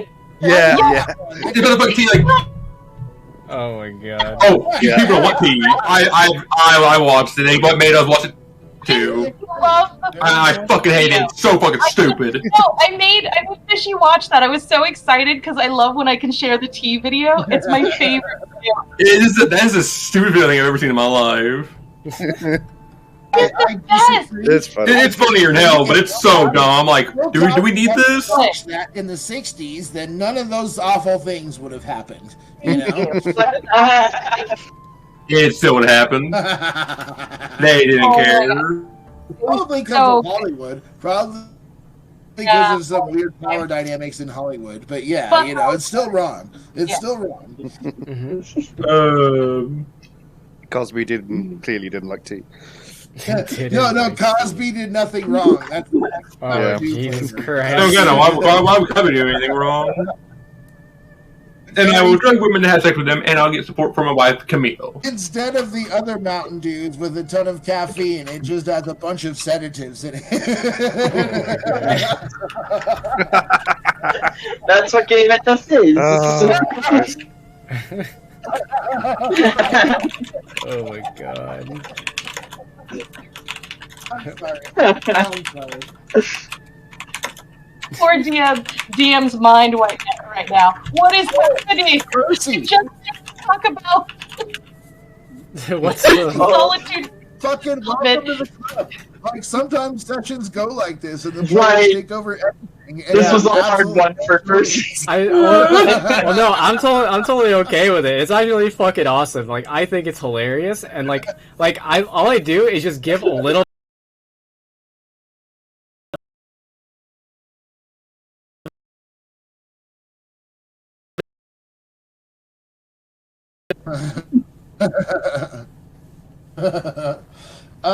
Before we end it,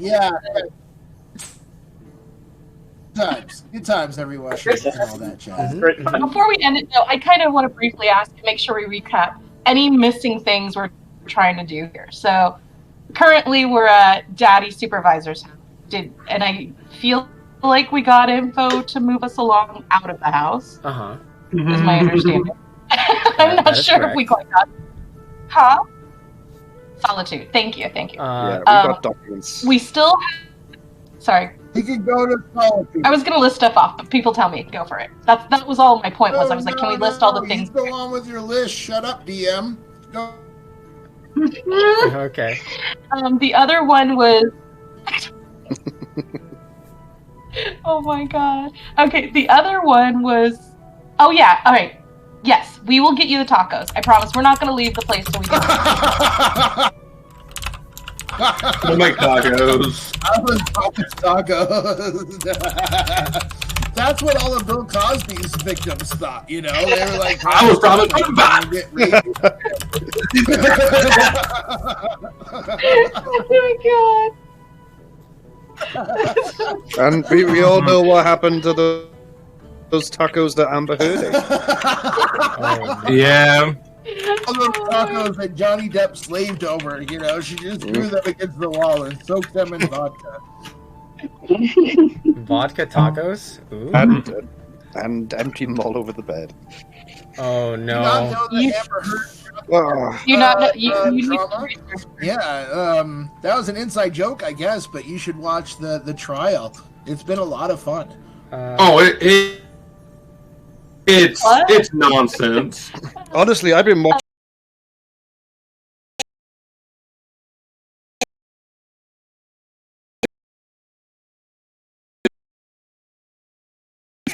God. I don't know if she's tame, but No, in comparison, yeah. As a trial, like that happens in literally every relationship that I've ever seen. And so, yeah, you know, it's not like It is something absolutely weird. If a woman shits on my bed, she's getting hit in the face. I'm telling you right now, I don't give a shit. I'll become a domestic abuser. Oh, damn. Yeah. Yeah. My bed, I would describe her. Like, we're going at it.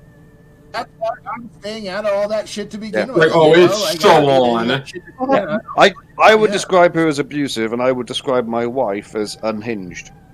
Well, see, there's a difference there. Yes, I mean, There's a big difference there. just like a different level. Your wife will poison your food. Amber Heard will fucking shit in your food. Jesus Christ. There's a difference. Like, you won't die, but you'll taste it. Gross, dude. You won't die, but you'll taste it. I'm just saying. I mean, dude, okay, no, I don't want to. Fascinating sentences I've ever heard. No, I don't want to hear. I drank tobacco spit once. I drank tobacco spit. The funniest shit he'll say. Are we still streaming? I want that on record. I have. I drink tobacco spit. That's the worst thing you probably can fucking drink. Won't die, but you'll taste it. It's raw. That's going to be on the T-shirt at some point. Yeah. Make sure we get that on the official merch. God, you just get a lot of fucking shit we got going. Yeah. The shit pie. You'll just have a picture of the shit pie, and there you go. I need to put on my channel. I need to put like some honorable mentions because like I have my thing where like shit that Brand says, you know, but I need some other quotes because there's been a lot of good quotes that Brand didn't say. And I need to put them on the thing. Beanbag. The party says. Beanbag. My beanbag was beanbagged. I think was a personal favorite. Yeah.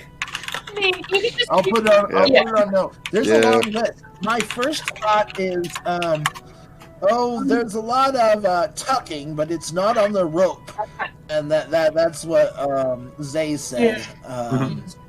That was last session, wasn't it? Yeah, that's good. Yeah. Who can get the highest? The emos. They still haven't came down. What didn't come down? No, you know, it was like, what jumps the highest? Emos, because they still haven't came down.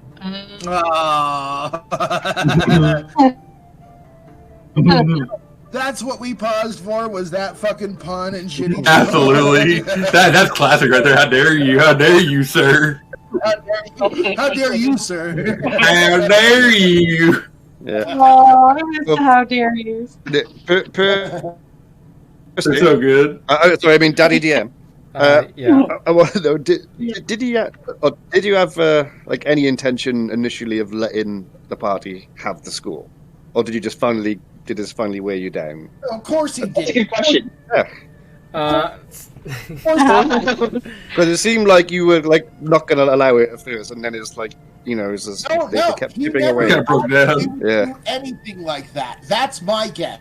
Yeah, I haven't answered the question now. I had no intention initially of you guys. owning the school. Yeah. But I let you have that one. I let you have that one. I honestly I thought it was fucking hilarious. Fuck.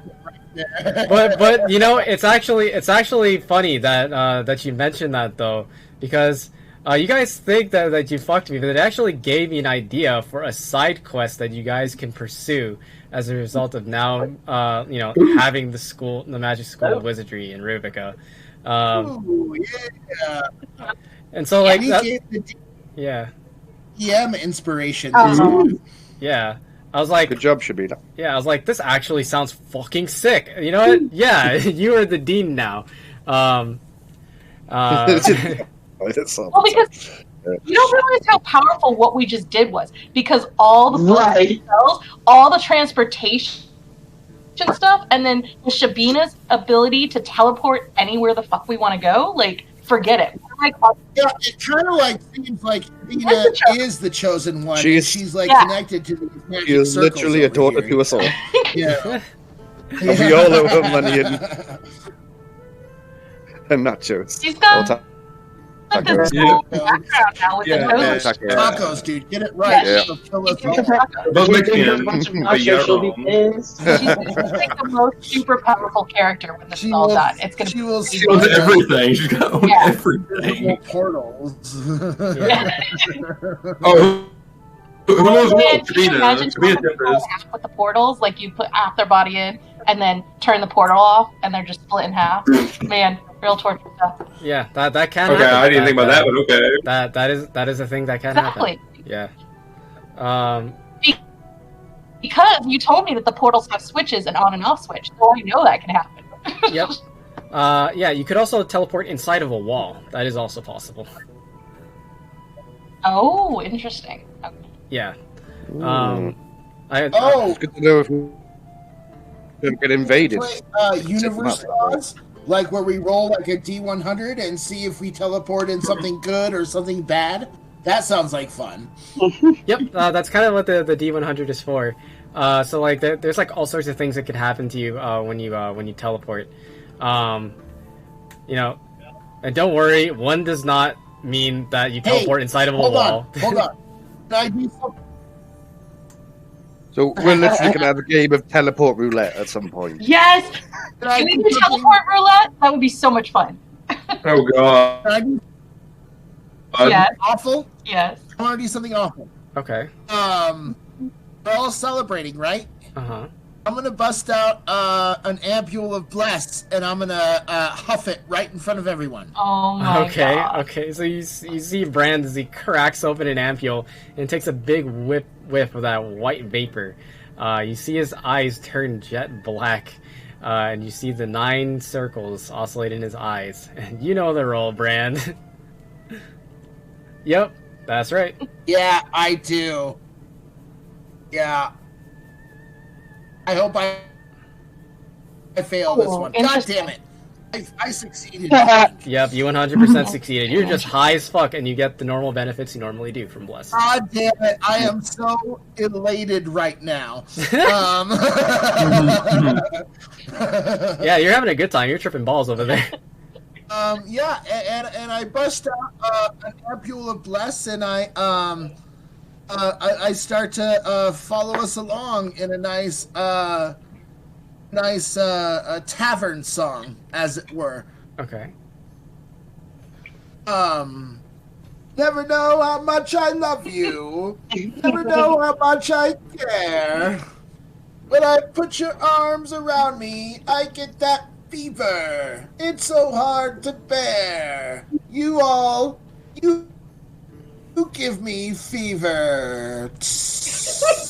Yeah. In the morning, give me that fever. In the night, fever. ASMR style.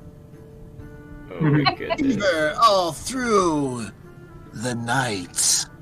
Oh my God. That's great. Oh my goodness. All right. Man. So, all taking a rest in Daddy Supervisor's So home. that was a thing. Yeah.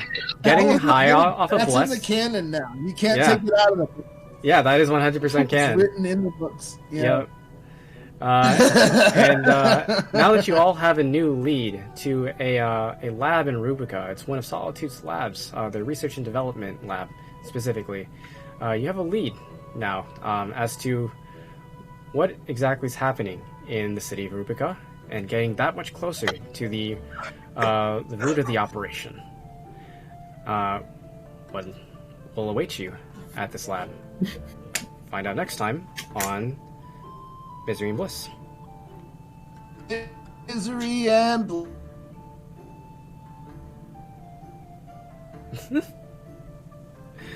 All right, good set.